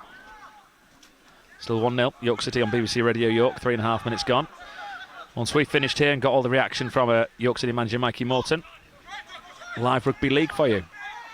York Knights in action at the LNAR today. We always knew York City were going to be away from home on the opening day of the season, with the Knights being at home. City come forward, space on the left-hand side for Kuyar. Outside penalty, gets past his man, gets the shot, gets a good deflection as the Wealdstone man throws himself in front of it, falls to Ando. Ando on the right-hand side, tight angle, right-footed, takes the shot, bobbles around. Dyson just can't get there and it's cleared. Good pressure from City, all over the pitch. It was, and then the foul, Crooks has fouled Tavon Campbell, and the referee gives the free kick just outside the centre circle to the home team. It's a good block though by the Wealdstone defender, wasn't it? It was, yeah. The defender probably a goal-saving block. Yeah. Levi Ando funded himself in plenty of room in the box. That's our right wing back. It's good to see, isn't it? Refreshing. Ball over the top. Callum Howe nods it back. I don't know if anyone follows us on social media and they'll have seen our predictions before the start of this game. What did you say it was going to be? 2-1, did you say? 2-1? 2-1 to City, yeah. 2-1 to City. I went 2-0. So we're both still on for a win. Yeah. Least said the better. What do you mean? Oh, you said 2-0. I said 2-0. And City are leading 1-0, so 2-0 is still on the cards. Yeah. Out of play, far side of the field. You keep telling yourself. You're suggesting I left myself a couple of options. Yeah. But that's where we're at, isn't it, with York City? It's there's the years have gone by. We've not known what sort of York City is going to turn up. Well, at the moment, to be fair, you never do on the first day of any season. No, you do get chance. some strange results in the first day of the season. Yeah. I think my suggestion was I wouldn't have been surprised with whatever happened today. And yeah, I would have agreed with you as well. But this gives you heart. This gives you lots belief. No, it certainly does. Wealdstone have it at the back with Cook, the captain. He plays it down the line but gives away possession straight to McLaughlin. McLaughlin, nice ball to Pybus. Pybus in field to John Lewis, who turns away from John but loses the possession again. The blue shirts though, over that side Obiero. Ran into Kuyar, he knows he's on a yellow card, so he couldn't really battle Messiah Kuyar. Thought about giving him a little tug of the shirt and then thought better of it. And City feed it across to Ando. Ando to Duckworth. McLaughlin. Howe. To the left-hand side to Pybus. Crooks. Who's probably feeling... Well, he must be delighted, to be fair, Adam Crooks, because we've seen the pre-season, 4 across the back. Yep. I think we all understand, all appreciate that the 2 centre-backs were going to be Cordner and Howe. Yeah. He could have played at left-back, but I think it was probably unlikely he would have started at left-back. Yeah. He's been the man who's been fortunate to pick up with the injury to Cordner, and that's what all players are out on the side have got to believe, that their chance will come. Exactly, and this gives... Duckworth could cross into the box. Oh, John Lewis is flying in behind him. It just flicked away from him. This gives Mikey Morton the kind of problem that as a manager you want. You know, Adam Crooks has been superb. There is no guarantee after the performance today that Cordner plays next week now. No, because this has worked. After what we've seen so far. Yeah, and that is what Mikey Morton wants. He wants all these players to be on the toes. And he wants them all to believe they can get a game. And if they get in, then you're going to make it hard to change the team. So kudos so far. Listen, it's only early part of the second half, but so far for me, this lineup has produced a really worthy performance. Throw in to City on halfway. Kuyat, Pybus gives it back to Kuyat. One touch out of his... He's been superb, by the way. He Kuyat. has. He looks rejuvenated, doesn't he, today? Yeah, we've missed him last season. Dyson, that's a good ball to Ando. Space on the right hand side, drives forward into the penalty area, tries to get past his man to the byline, tries to get across in, takes the deflection, and he wants it to go dead. It does. Behind it goes. First corner of the second half to York City. They're third in this game. Again, Levi Ando from right wing back is in the 18-yard box of the opposition more often than in his own. That's a sign of how this game has gone. Our wing backs are in their box more than our own. Well, I think we saw Ryan Fallowfield earlier on, so he's probably looking on thinking, wow. Yeah, he's I'm going to have real competition because I've got Levi Ando and I've got Michael Duckworth. It's what you want. Yeah, crikey, yeah. Michael Duckworth, who's been outstanding in that right centre-back role yet again. Duckworth raises his left arm, outswinger from this near side, and it comes now. A lot on it. Howe drops off deep, nods it back into the box. John Lewis beaten to it in the air, falls to Dyson. He's going to give it back to Duckworth. One touch to control, next one to swing it back in again. It's another deep one. Howe, loads of space again. Tries heading it back, appeals for handballs. It hits the Wealdstone man, not given. They were half-hearted appeals and they were only from the York City supporters. They're great again for Mando, just brushes off the Wealdstone man and then takes on the shot. That's a bit of a waste after such good work. Hits it out at the ground from 25 yards. Yeah, just got a bit excited there, Levi Ando. Thought he saw the goals and thought, I'm having a pop here, but my word, yeah, Duckworth. The thing about you say about Levi Ando and Ryan Fallowfield, Michael Duckworth's got that ability on the ball as well, that set piece ability which sets him apart. He could be a really important player this season for York City. Again, Wealdstone playing out from the back. Charles takes the goal kick, gives it to his goalkeeper, and then decides this time I'm going to go long down the centre of the field. Taron Campbell chests it off to Kreshmar. He's challenged for it by Dyson. It comes across to Claydon though. Back into the centre of the park to Dyer. Just outside the centre circle. To Charles. Now to Cook. Right, the man who's at the right hand side of those three centre backs, but he's trying to push forward down that right hand side as often as he can with it. The home side trailing by a goal to nil. Listening to BBC Radio York. Harrogate Town still goalless as far as I'm aware. That's a good ball over the top. Claydon's got behind Nando, just caught napping there temporarily. It's gone wide though, and he's had to come back to the corner flag to keep it in. Now Claydon drives in. Ando tries to follow him. Square ball to the edge of the area. It's a poor pass. It's behind the two Wilson strikers, and then Dan Pybus, hand on his shoulder. He goes to ground, wins York City a free kick, and City get away with it. That was just a little reminder for Levi Ando. He must do your defensive duties. Make sure you know what you're doing, because he just took his eye off the ball for a fraction of a second there, and Wilson got in behind with a lovely pass. Thankfully, Dan Pybus was there to help him. Long ball downfield. Akinyemi in his bright orange boots wins the flick on. He gets it back from John Lewis, gets it out of his feet. Tight angle. Akinyemi. He's going to have to try and pull it back to someone. Tries to go to the byline, pulls it back, and the goalkeeper gets down just behind John Lewis, who was caught on his heels. What's impressed me as well with Akinyemi, he's a striker, but he's trying to find his strike partner and his colleagues as well. He's trying to find them. He's not just, some strikers just shoot for the sake of it. He seems to have a bit of a process behind his football. Long ball by Wealdstone. Crooks is hoping this is going to go out of play for a goal kick. It wasn't. Didn't have the legs. So he plays it back to Stockdale, who calm, composure under pressure, just lays it off to Duckworth. Long ball downfield over the head of John Lewis. Almost got lucky with a ricochet off the back of the defender's head. And John Lewis has hurt himself there, his left leg. Now he uses his shirt to wipe the sweat away from his face. And Wealdstone have it. He's going to be all right there, is John Lewis. Long ball over the top. Flag doesn't go up. Appeals for offside, but it's overhit anyway. And it goes behind. And that'll be a York City goal kick. Yep, these City fans will be happy so far, David. I was with a couple of neighbours last night, and we started off the night being very relaxed, thinking, top half. By the end of the night, a couple of Guinness, we were winning the league. Life of a football fan.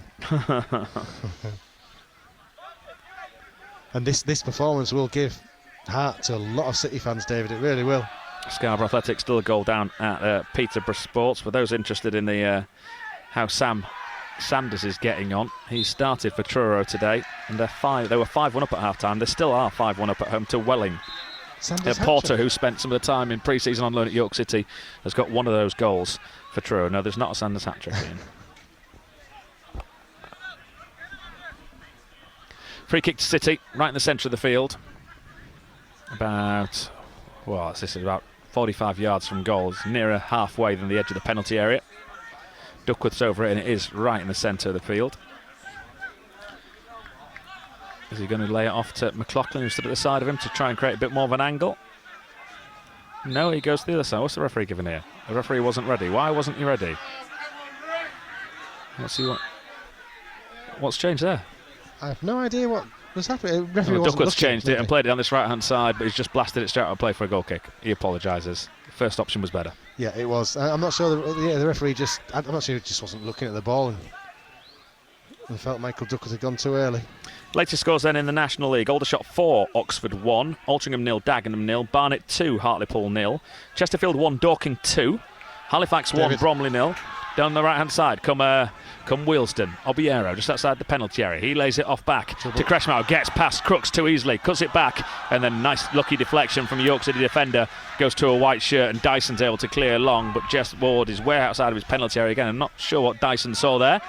Just gifted position back to the home side. But City were fortunate because when they broke forward on that right-hand side, they got in rather easily. They did. The game had a bit of a lull. York have been in such control in the second half. It's almost like you want to say to them, hey, a little reminder, you're still only 1-0, you're in a game here. So Dorking leading at Chesterfield, Halifax 1, Bromley 0, Gateshead 2, Bournemouth 1. That's a goal back for Bournemouth. Still goalless between Kidderminster and Woking. Maidenhead 2, Fylde 1, as it was at half-time. Wealdstone come forward down the left-hand side to Claydon, just outside the penalty area near the corner flag. Plays it round to the centre-back who's there. Free header at the back post. Peels for handball, given penalty, Wealdstone. It's Maz Kuya, I think, whose hand was up. Or was it Crooks? It's Crooks who's been penalised. He wasn't looking at the ball. He jumped with his arm in the air, hit his arm. It's hit him. It has, but if you jump with your arm in the air, I don't think the referee had an option, to be perfectly honest with you. They picked out the man at this back stick. He's headed back across goal. It hit his arm, and the penalty has been given to Wealdstone. And just as a penalty is given here to Wealdstone, Harrogate Town have scored from a penalty at Doncaster Rovers to lead by a goal to 0. Right. It just felt the game was going into that lull. City have been in control, no doubt. No real worries. And this is the kind of thing that football does to you. And catch you out and bite you on your It's going to be the man who won the penalty, Max Kretschmer, the half-time substitute, who's about to take it. David Stockdale stands in the middle of his goal. Silence. Absolute silence all around. And Kretschmer gets ready to take the penalty. Right-footed, short run up 3 or 4 yards. There's the whistle. Kretschmer just stands there, and now he comes forward. Right-footed, it sends Stockdale the wrong way, into the Stockdale's left, the right-hand side of the net as he's looking at it. It's the equalising goal. It's Wealdstone 1, York City 1. Just a reminder, David, how football can turn on a decision, a mistake, whatever. City have now just got to take that on the chin and carry on playing the way they've been playing. Maybe upping it a little bit. I just felt it was going a little bit stale. The last 5 or 10 minutes, it was almost things were going too well for City. They were in control, but a penalty later, and they found themselves at 1-1 here, and they've got to compose themselves for starters. Make sure they don't concede again, because Wilson's tails will be up. But City have got more than enough in their locker to get back in front in this match. Elsewhere to finish the National League scores: Solihull 0, Eastleigh 1, Southend 1, Oldham 0. And of course now 1-1 here. The late kick-off 5:30 tonight is Rochdale against Ebbsfleet. And we can hear the Wealdstone fans. Yeah, they'll be happy. They'll be happy because I'm not sure their team's performed particularly well. They've been okay. Not really threatened David Stockdale to find themselves back in the game here. That'll give them heart. Claydon comes forward, appeals for a foul. Clipped there by Dyson. Claydon saying he should be a yellow card for Dyson. That should be a yellow card for Claydon, flashing his fingers like that. He's still doing it to the referee. Yeah. And the referee's going to pull Claydon across, and he's giving him a yellow card. Brilliant from the referee. Claydon 3 or 4 times has told him to give him a yellow with his hand, and he's given him the yellow. He's giving it to Claydon, not to Dyson. That's absolutely brilliant from the referee, Andrew Humphreys. Yeah, that's the rules. He's absolutely brilliant. Yeah, he's enforcing the laws of the game, what the referees are allowed to do now, and I'll guarantee you, Claydon will not try and get an opposition player a yellow card again this season. If he doesn't, he's not even spoken to Dyson. The referee is spot on. Yeah. Well, Claydon just learned a lesson, a valuable one for him, hopefully. I love it. I hate it when you see players trying to get opposition booked. He did it 3 or 4 times as well to the referee. Yeah, he kept doing it. Horrible. Kept doing it. So well done, referee. He's been good.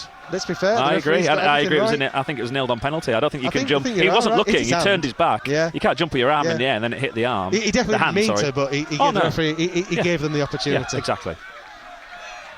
But no, referee's been good for both sides. Stockdale bowls it out to Duckworth. 1-1 then. BBC Radio York City having to go again. 17 minutes gone in this second half. Oh, poor layoff from John Lewis. Back to Duckworth. Gets lucky because it hits Campbell and goes out for a throw-in. Just off it a little bit, John Lewis, today. He is. Yeah. Yeah, just not quite on it. I think that's the word. He's just a little bit off the pace, maybe. I'm not sure. He flicks that on. Nando around the back and get across into the box. Almost picks out Akinyemi. Decent ball into Crooks. Now it comes to John Lewis, to Pybus. Back to John Lewis. He's got away from his man. Tight angle. John Lewis takes on the shot. Deflection. Corner York City. He's been brilliant today, John Lewis. Absolutely fantastic. No, that was better. He sparked to life. Maybe that's what he needs. Maybe just he needs something to spark him into the match. But, you know, in the next 5 or 10 minutes, I would imagine we might see the likes of Quaver and Castro to come and brighten things up as an attacking force for York. Unless, of course, we could score from this corner. Duckworth, outswinger, another deep one, drilled across, down to the head of Callum Howe, gets the header back across goal, just drifts wide of goal. They did have a man on the back post in case he was going to do that. Callum Howe wins everything, by the way, and Duckworth is clearly trying to find him from most of the corners. You're right. Wealdstone playing out to Kretschmer. Tackle comes in from McLaughlin. Kretschmer again roll around the floor. Referee don't even know foul. It's a perfectly clean tackle, from the York City number 6.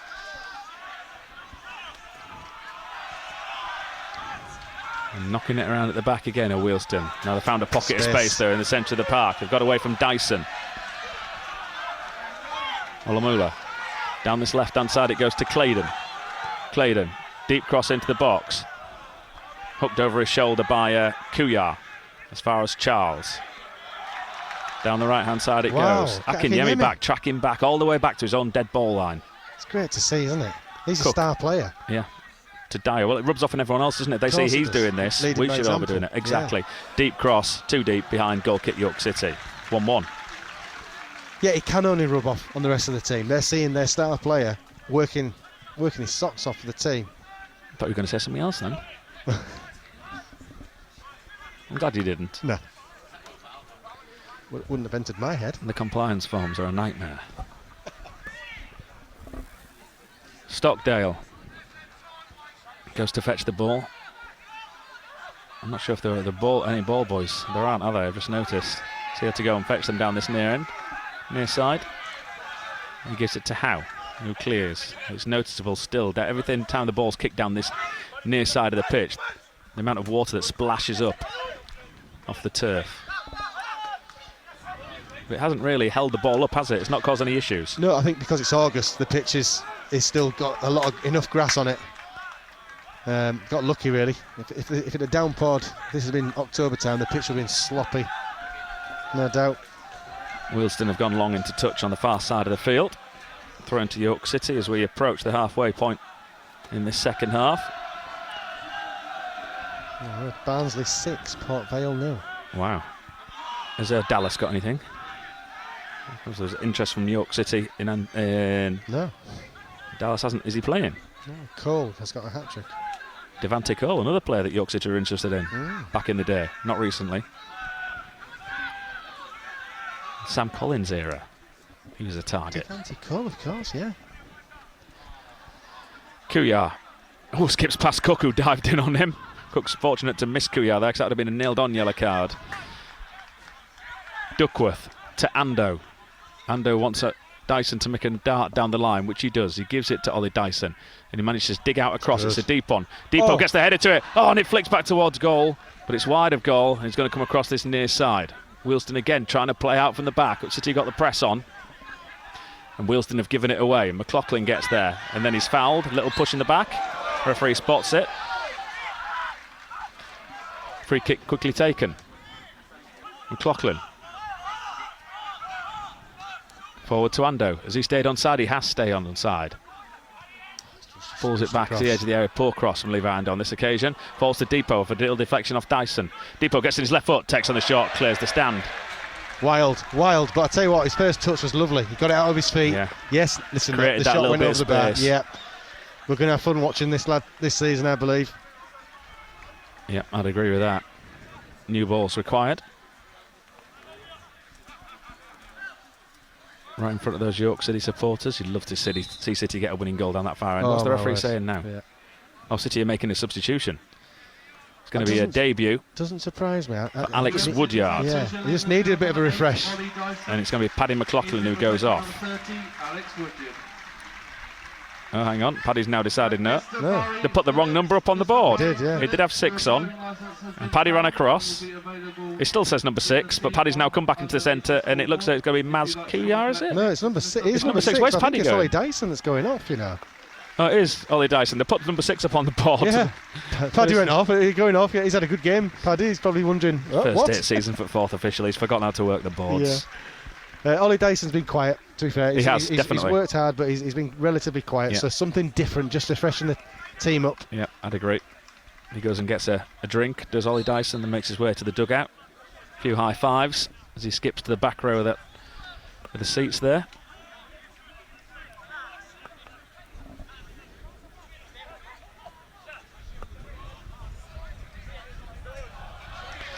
Long ball down the left for Wealdstone. Straight out the ground. Yep. Thrown to York City.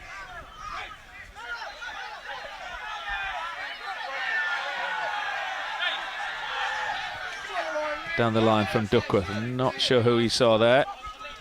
Actually, he's curled that into play and then it's gone straight back out again. Turnover of the ball. And Wealdstone have it on the edge of their own penalty area with Charles.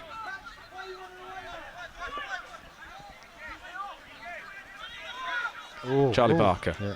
What did you see?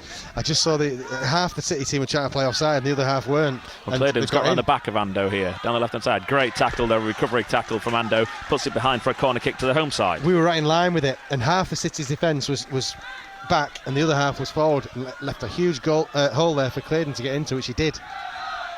And just cracks beginning, you know, I don't know if it's just whether Wealdstone are up in the game or City just got a little bit, I don't know, lacking concentration maybe.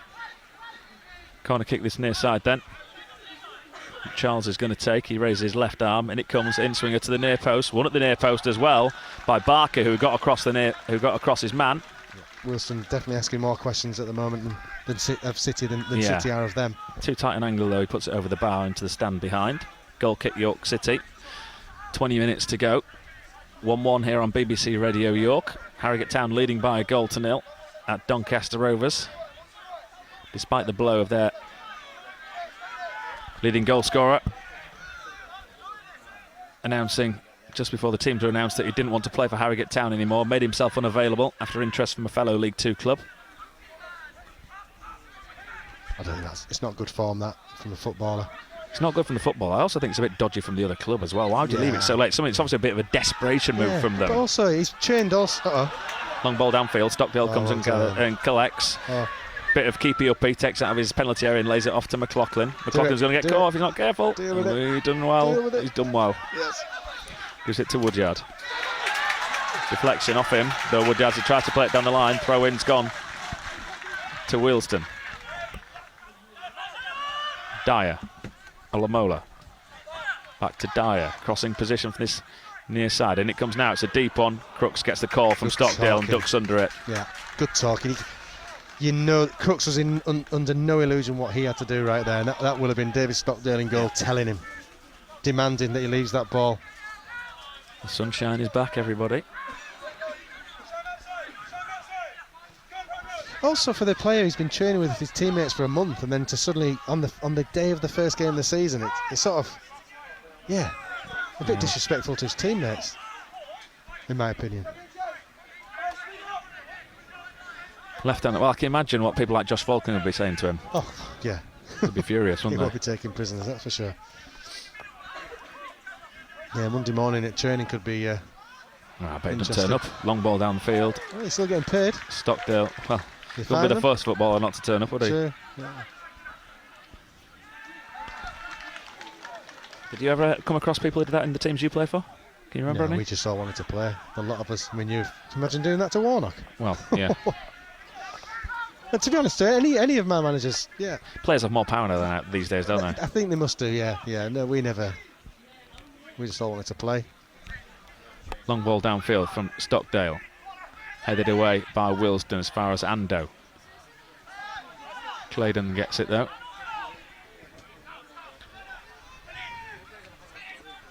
Now they play it down the line to Wealdstone. Looking for Tavan Campbell. Into touch it goes. Going to be a throw into City. Callum Howe knocks down the line to give to Michael Duckworth. Covered in sweat. All over his forehead. Michael Duckworth. He's put in a decent shift again today as well. Yeah, he's played really well. That right centre-back role. Duckworth. Down the line. Looked to me, I was watching the referee there as Duckworth was taking his time over the throw-in. The referee was counting to himself. I don't know if he's counting into his thing, to the fourth official, he's then adding on all these seconds. And that's where it's coming from. That's, yeah, so have a look the next time the ball goes out of play on this side and the referee's looking across. So we could be in line for 18 minutes at the end of the game. Well, he's there as the fourth official. He's listening, and he's got his pen and paper out, hasn't he? Hey, you can see him. Yeah, it's good refereeing then, isn't it? He's keeping on top of it. He's not forgotten. The fourth official listening in. Four comes to. He's been told to make sure it's done by 6 when the Knights kick off. I'm sure we will be. And it comes from Kuyar into the box, headed away by Wealdstone. Just gets away from Woodyard. Then there's a push by, I think it was it McLaughlin? I think who gave the push away. It was. The Wealdstone man's down on the floor. The referee has given the free kick.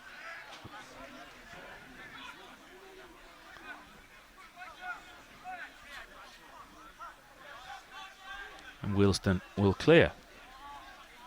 Goalkeeper thought about coming out his penalty area to take it. I think he's going to leave it instead to Charlie Barker. He has Jaden Mundle-Smith available to him on this near side if he wants to. He gives it to Charles, who then tries to find it, but it's intercepted by Duckworth. And then Deepo Akinyemi turns away from his man. Tackle comes in, York City throw in. New ball again as the ball clears this stand that we're sitting in. Fourth official sends one out. It's going to be another change for Wealdstone here.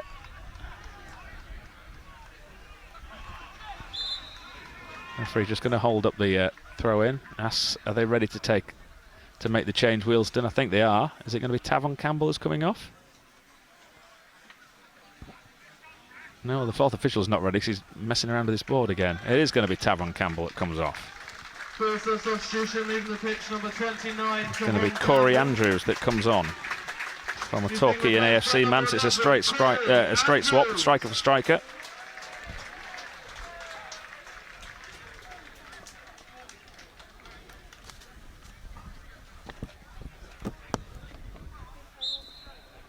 And now City can take this throw in halfway inside the Wealdstone half. Duckworth gets it back from Woodyard. Duckworth down the line for Akinyemi. Back to play, back to goal. Gives it to Woodyard. Gets it back, does Akinyemi. Edge of the penalty area, just brushes off his man and then loses possession. And Wealdstone try and come forward. So the man has just come on, Corey Andrews. McLaughlin tries to get back. He brushes past Callum Howe, does Corey Andrews, and he's going to win a corner as he puts the cross in, deflects off Callum Howe. Good play from the substitute. Yeah. Wealdstone certainly almost trying to turn the screw a little bit on York City here. Just got to be tight, York. Be good defensively. 4 corners apiece now. 2 in each half for both teams. Well, you'd say City had the better of the first half and Wealdstone got the better of the second. Yeah, I'd agree. Corner taken short to Dyer. He's got an angle to swing it in, and it comes now. One in the air by Callum Howe. Appeals again for a penalty. Nothing given this time. I didn't see any handball. Just saw a load of bodies. There's a big shout there for something. But again, it was from the supporters behind the goal. It wasn't from any of the players this time, was it? Wealdstone come forward down the right. Cross comes in, blocked again, takes a little nick towards goal, falls again to a blue shirt, shot comes in, deflects, another corner to Wealdstone, cranking it up a little bit. Yeah, it feels like something else is coming here. City have got to be strong, defend this ball, clear it at all costs. Everyone back for York City in their own penalty area. John Lewis, Akinyemi, both back in that 6-yard box.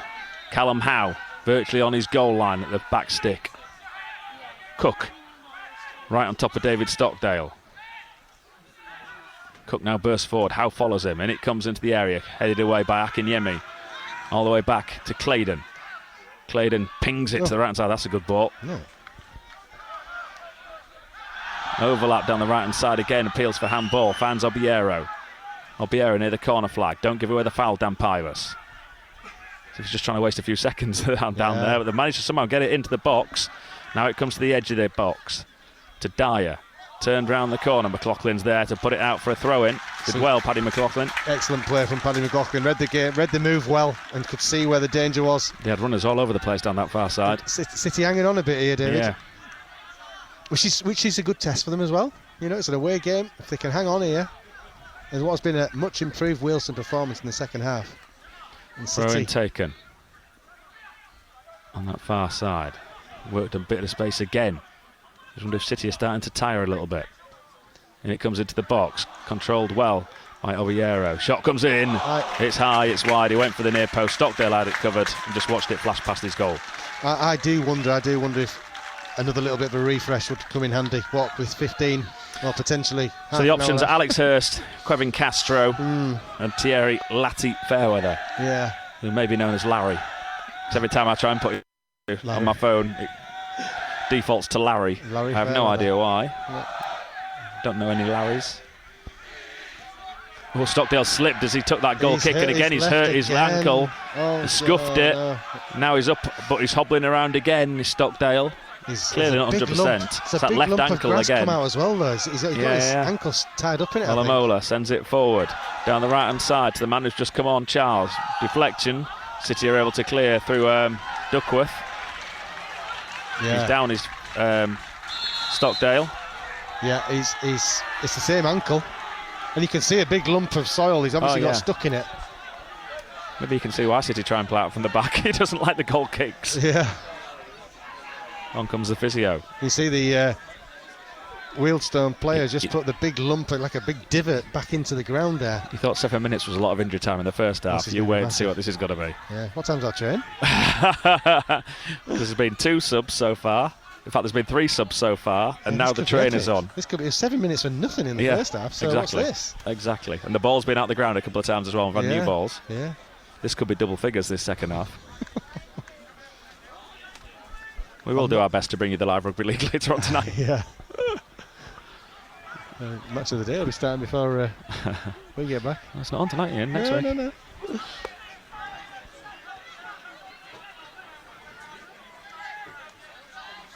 Thumbs up from the York City physio. Yeah. Stockdale's going to be all right. Yeah. Hopefully it's just he hobbles away. People leaving? No way. Well, it's gone 4:45. We should really be. If it played to time, we would have finished by now. It's 4:48, but the clock over there still says 79, so it's still 11 minutes plus, I reckon, 10 minutes injury time. Yeah. If it was 7 first half, you can double it, just about. So there's plenty of time left here. Yeah. City would love a goal, though. Mundell Smith burst forward, and the penalty has got in too easy. Cross it into the area, just brushed off John Lewis again there. Now it goes down the far side. Obiero. Back it goes to Barker. Look at the space there. City's just sitting off now, aren't they? Obiero, just let them pass straight past down the middle of the field. Everyone sat off. Cook. Home side definitely on top, and it comes now again behind yet another corner kick. This thing about fitness levels, Wealdstone look much fitter than us at the moment. We do look. Oh, and the cross has come in over the top of Kuyar, picked up by Obiero, but his control lets him down. Kuyar's able to clear, but City got everyone back in their own penalty area, and Kuyar from his box has just pinged it into the other half of the field, straight to the goalkeeper to set up another attack. Got to do something here, Mikey. Make no mistake, we are hanging on right now. He's surprised they haven't looked as though they're going to make us. Oh, now he's got a call to. He's put a call into one of his other coaches as Mikey Morton, the York City manager. Wealdstone have it just outside that York City box, but you're right. You feel as though another goal, or at least another chance, is just around the corner here for Wealdstone. They're in total control. We've got everyone our defensive third. Yeah. Every single player. As they shift the ball around on this left-hand side. But you're right. We look as though we're running out of steam at a pretty quick pace here. Yep. Maybe they just did put so much in that first half. Looking back now, we're by far the better team, but clearly we needed that second goal. Long ball forward from Jed Ward, straight to David Stockdale. But you there's can no tell sign of City sort of just lets the ball drop and waits to be closed down. There's none of that in the first half. No. Just trying to eat up a few seconds, give themselves a little breather. In that first half, there's no sign of Wealdstone performing like this in the second. No. You know, in the second half, it's John Lewis holds it up, gives it to Woodyard. Woodyard with his flowing hair to Duckworth. No hair jokes this season. Oh no! What's he done? No! Back pass straight through to Charles. we're in Got past Stockdale. Going to score. Oh, what a block! What a block! Adam Crooks is given a penalty. Is he? What's the referee given? Is he giving a penalty? I thought there was a pullback. He said it's just outside the area. But what an almighty mess that was from York City. Red card. York City defender. Is that how? Straight red for denying a goal-scoring opportunity. There was a pullback. The referee's got it right again. Yeah, he has, you know. I think he has. Callum Howe sent off. Free kick right on the edge of the box. And I'm not just thinking about today. Well, it's only a one-game ban denying a goal-scoring opportunity. So he'll miss the game next Saturday. Even though it's a straight red, it's just a one-game ban. So he'll miss the Kidderminster game with Callum Howe. But City now down to 10 men. He's got it spot on, the referee. It was an almighty mess. Yeah. And was it Duckworth who gave the back pass, the short back pass? Between Duckworth and Ando, they just got it wrong, and then Ducky ended up in a really bad position, and his back pass was never going to get back to the keeper. 14 minutes of injury time to be played in Harrogate's game. Oh, this is 28. There's going to be a lot here. 14 minutes? Yeah, we're going to be challenging that. So this is a free kick right in the edge of the D. York City is sending a 4-man wall. City down to 10 men with still 7 minutes on the clock. Well, this is a real challenge now for York City, with the amount of time that that will be added on into this game as well. To be down to 10 men against a team that are definitely again, been far better. We've only seen it once, but as far as I'm concerned, the referee has got every decision this afternoon spot on. Yeah, he has. He's for both teams. He's not done anything wrong. Kretschmer's over the ball. So too is Charles. Kretschmer, right-footed, too high. Oh, that's awful. Too wide. Thankfully. And out the ground. No, City really have got to hang on now. This is going to be a testing final 7 minutes of normal time. And now, but it's when that board goes up, David. Latty Fairweather is about to come on for York City. Well, they're going to have to make a defensive change, aren't they? It'll be Ando or Maz. Well, will they change the formation, or will they just stick someone at the back and take someone off up top? Will they take John Lewis off? I'd be tempted to do that because he's not really been involved in the second half. I would agree. It needs that. Yeah, it needs that extra defender in. Yeah, John Lewis is coming off. I think it is John Lewis that's coming off. Yeah, we picked that well. So the captain comes off. The armband goes to Michael Duckworth. I think that's a good decision by Mikey Morton. Is basically try and make sure we don't concede the second goal.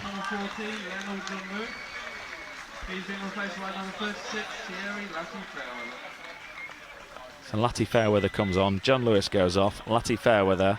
Larry's on. I was impressed with him in pre-season, the games I saw him play. Looks like City are going to a back four. So he's going to play at left back. 4-4-1. Ando's playing at right back, and Duckworth is part of a two-man centre-back pairing that I don't think anyone thought we'd see at the start of the season and the opening day. Duckworth and Crooks as a centre-back pairing. No. It's incredible, isn't it? If Tyler Cordner doesn't get back next week, then who the centre half's going to be then? It's suddenly a very short centre-back pairing as well, isn't it? You look at those two. Crooks isn't the biggest. Yeah. Duckworth certainly isn't the biggest.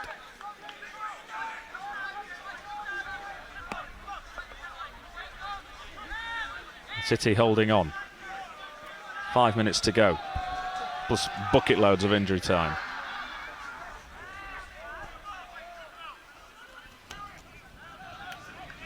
The sun has come out as well. The sun has come out for Wealdstone. Conditions are down this right-hand side. They come forward. Claydon. Piver struggling to keep up with him. Claydon pull cross into the box though. Over the back of the goal it goes. And Ando and Pybus having a bit of a discussion. 1,805 was the attendance. And just a reminder that they haven't given the split, but 1,805. Probably looking about 650 from York, maybe looking down there. Yeah, maybe a few more. Yeah, they go all the way around the backside. At least a third of the crowd, probably over a third of the crowd are from York.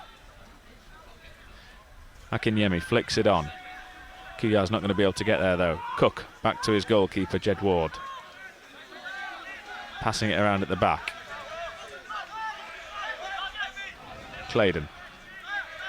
Infield to Dyer. Dyer to Barker, gets it back again. Does Dyer. Mundell-Smith. Claydon. Kretschmer around the ball. Mundell-Smith's in. Tight angle, and he scores from the tightest of angles. He beats David Stockdale at his near post, high up to his right-hand side. He won't be happy he's been beaten from that angle, but you have to say, the goal has been coming throughout the second half. Wealdstone now lead by 2-1. Yeah, Wealdstone, that was great football. They've cut through York City like hot knife through butter, and the finish was out. To be honest, I think it was exquisite. He's shown David Stockdale the eyes. It looked for all the world he was going to pull it across the face of the goal, and he's rifled it into that near top corner. City in trouble, David, out of 10 men. Listen, Wealdstone have been the better team in the second half. No one in this ground could argue that point. City got to dust themselves down and somehow try and, well, not concede another, but can they have an effect on the Wealdstone keeper? I don't think he's had anything to do this second half. Nothing to do this second half. At all. I don't know what was said at half time, but whatever it was, from a York City perspective, it hasn't worked. No.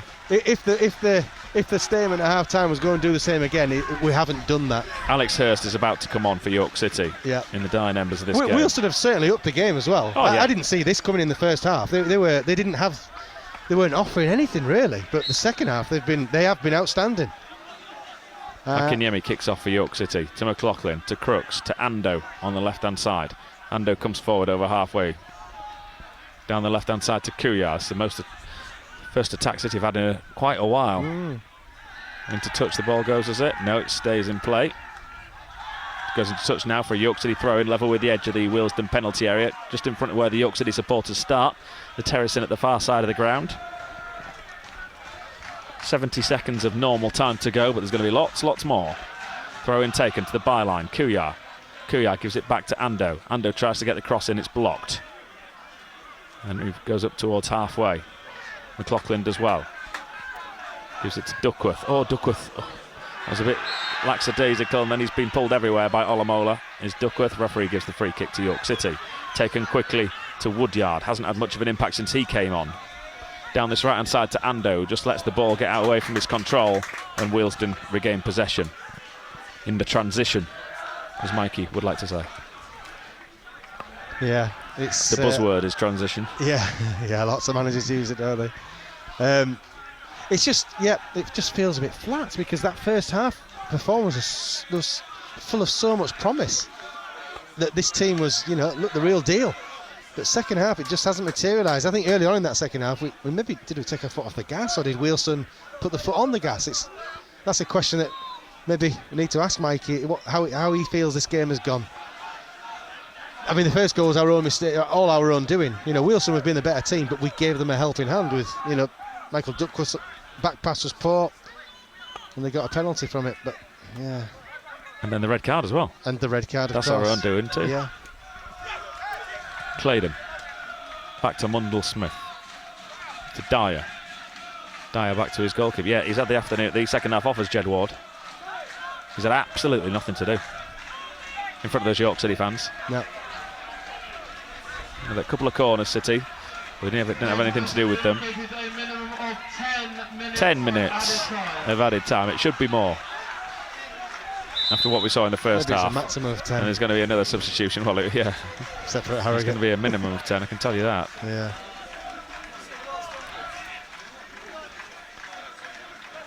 And he's telling the Wealdstone player to get a move on and go off at this near side of the field. Olamola's the man coming off. He's been replaced by number 27, Sean Adarkwa. Sean Adarkwa coming on.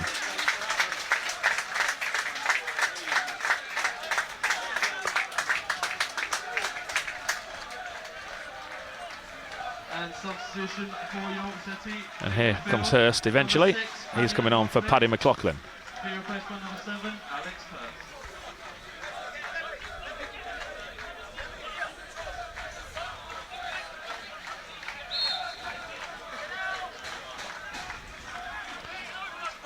Wealdstone have it at the back. Listen to BBC Radio York. 10 minutes of injury time here at Grosvenor Vale. Wealdstone leading York City by 2-1. Dipo Akinyemi giving York City the lead in the first half. Just before half time. Dominant play, Play from York City in the first half, they were the dominant team, but in the second half it's been all Wealdstone. City now down to 10 men after Callum Howe was sent off for denying a goal-scoring opportunity for a little pullback on the edge of the area. Straight red card. Thankfully, that is just a one-game ban though for a straight red for denying a goal-scoring opportunity. City come forward down the left-hand side. Levi Ando, and it goes up for a corner kick to York City in front of those York City fans. Hearing that Southend have got a 4th goal against Oldham. Wow.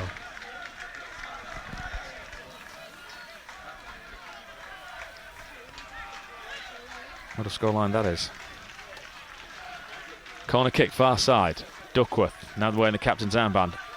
In swinger, flicked away by Jack Cook to this near side for a York City throw-in. Alex Woodyard comes across to take the throw-in.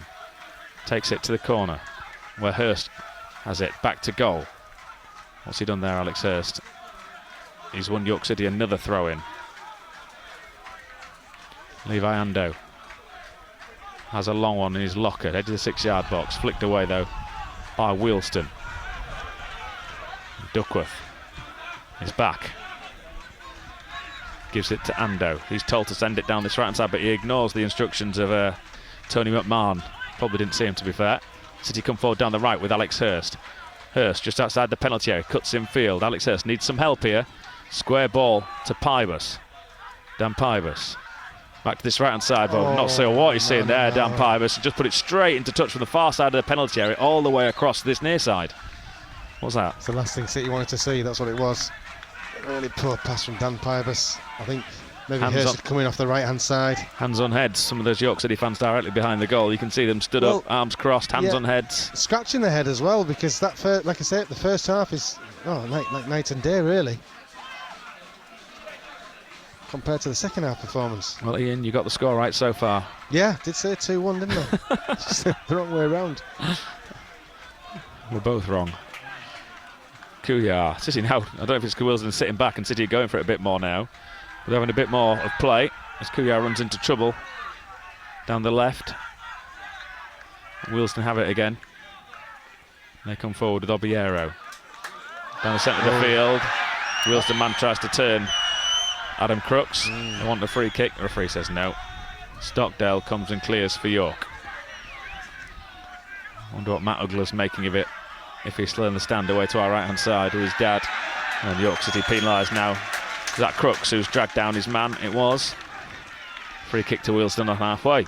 Well, to be brutally honest, he won't have seen much in the second half. That's that end where the City fans are. Unfortunately, City just haven't really laid a glove on Jed Ward's goal this second half, and that's the disappointing thing. I think with the talent we've got, that we haven't capitalised on anything really in the second half. Been overrun, haven't we, in the second half? Yeah, outplayed. Yeah. They've looked like we looked in the first half. But they've managed to score 2 goals compared to our 1, and that's where we find ourselves. But still 5 minutes of injury time to find something here, City. Claydon round the corner. He's held off by Ando. Ando may go a yellow card here. He is going to get a yellow card here. It's Levi Ando just holding back on Claydon. 22, yellow card. We heard the referee in front of us. He didn't know Levi Ando's name. First York City man to get a yellow this season.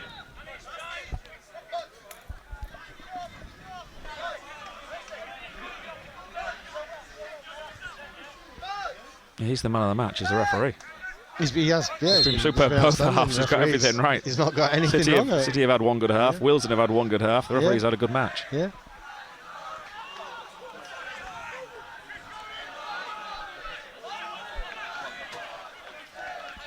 Goal kick to York City as Wealdstone play it down the left. 4 minutes of the 10 to go. What time is it? 5:05. Wish there was another 10 now, really. Yeah. Give City a chance.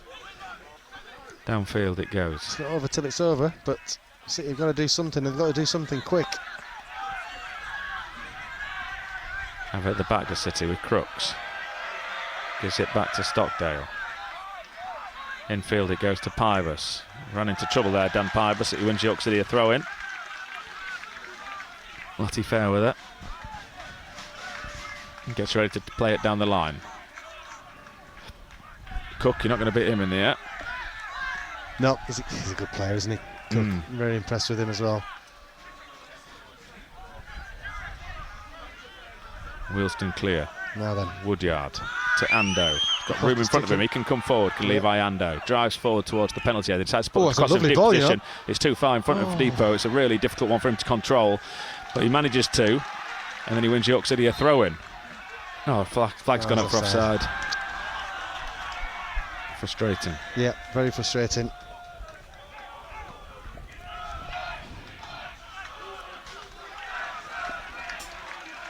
Well, I think we've seen enough though, Ian.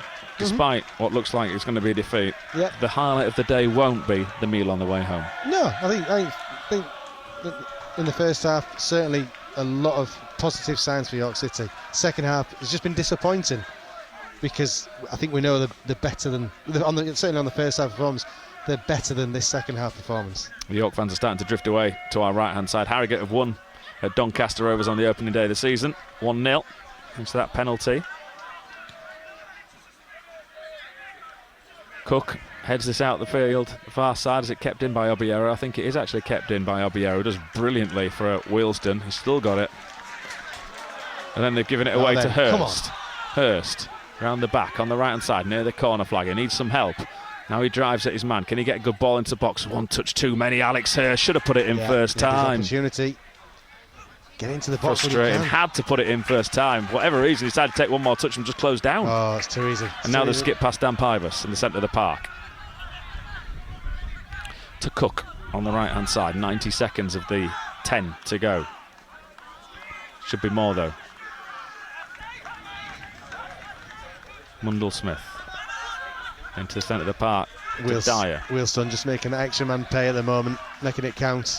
They're just keeping the ball just enough away from City. And City just can't get near them. Yeah, just knocking it around at the back.